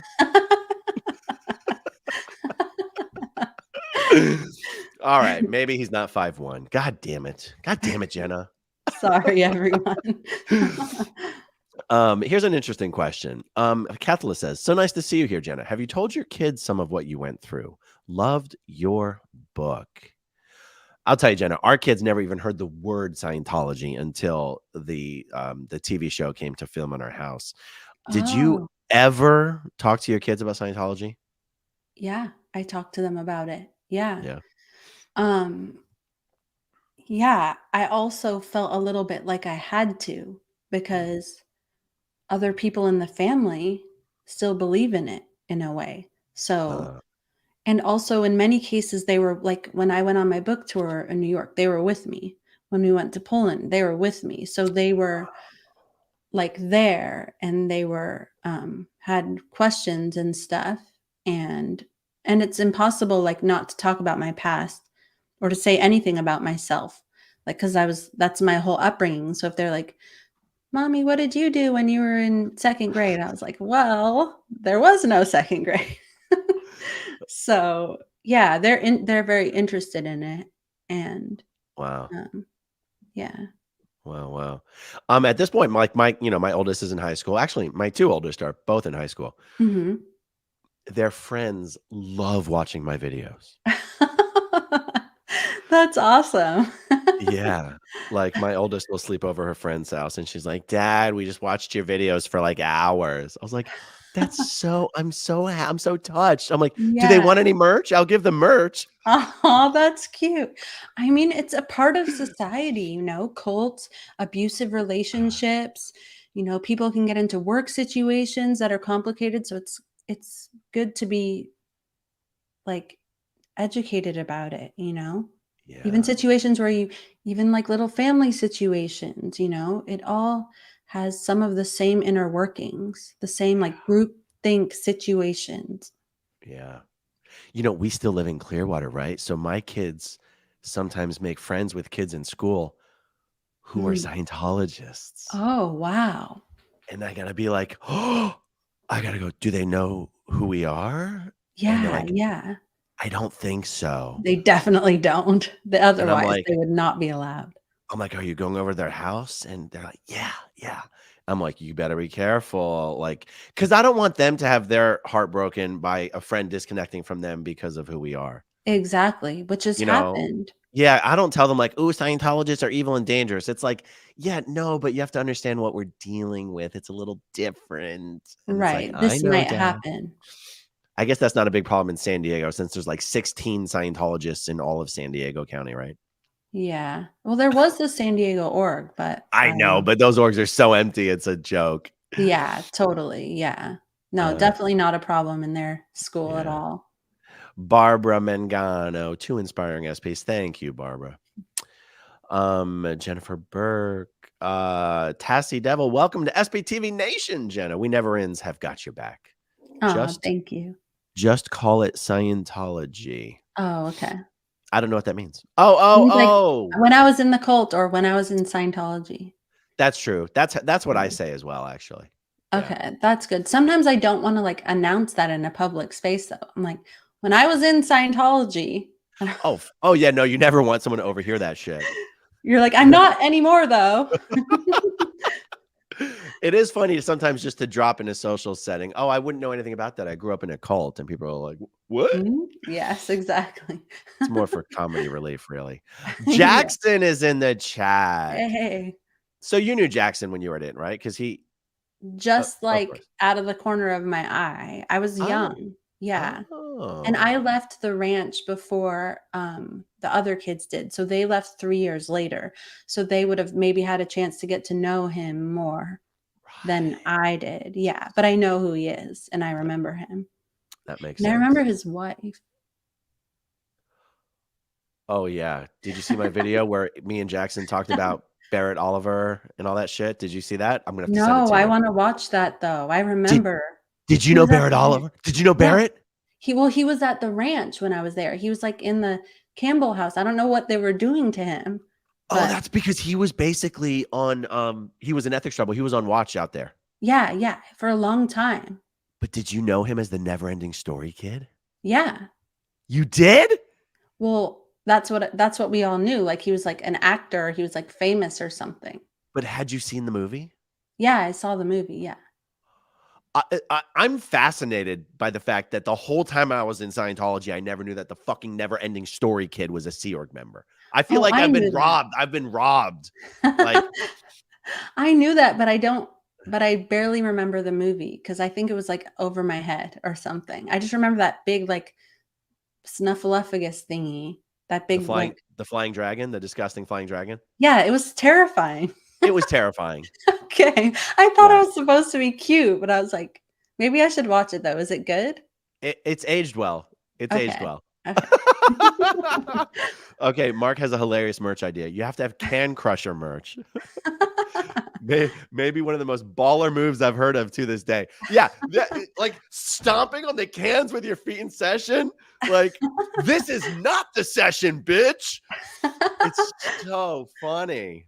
That's so funny because before you know how before they start a session, they would always be like, "Is there any reason not to start the session?" And I would always be like, "Yeah, I don't want to." And they never, like, knew that they would just do it anyways, but I always said a reason not to. Yeah, no one's ever given a reason. It's like you're not supposed to give a reason. That is so funny to me. That's why people are like, we don't know what to do with this one. Amazing. All right, Mark says, yes, Claudio Lugli has confirmed that he is 4'13". He wears lifts in his shoes. Jenna is taller than him. Claudio made his clothes. He would know the real measurement. I feel like Yes. Mark would know too That's because the thing. That's the thing. You'd think yeah. Mark, yeah, like, and also wouldn't you, people would recognize, like when I see Tom Cruise wearing his boots, I'm like, yeah, there's a reason why you're wearing the same boots in every single photo. They're your elevator boots. Right. People at Int would know if Dave was always wearing his magic boots. Oh, that's what I'm going to call him. Dave's magic boots. But I wouldn't have noticed because I was just like, everyone was taller than me. Right. And also, Sea Org members don't wear boots. They wear dress shoes. But I guess you can wear lifts in your dress shoes. But to have 2-inch lifts, that's a lot of lift.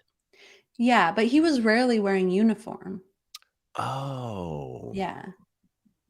Huh. Did he like wearing jeans and boots like Tom always does?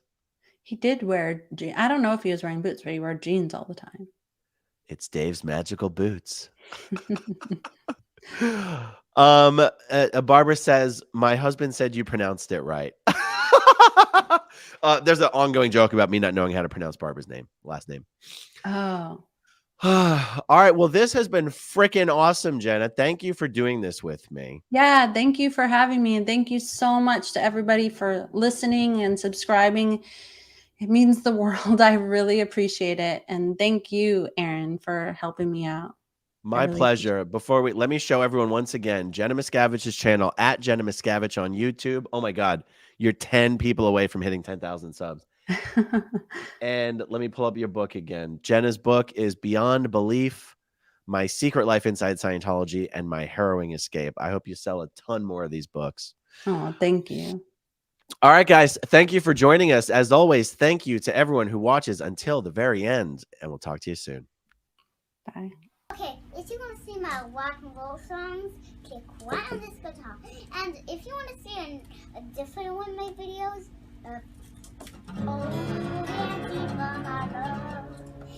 then you could click right inside here. If you have subscribed or not, subscribe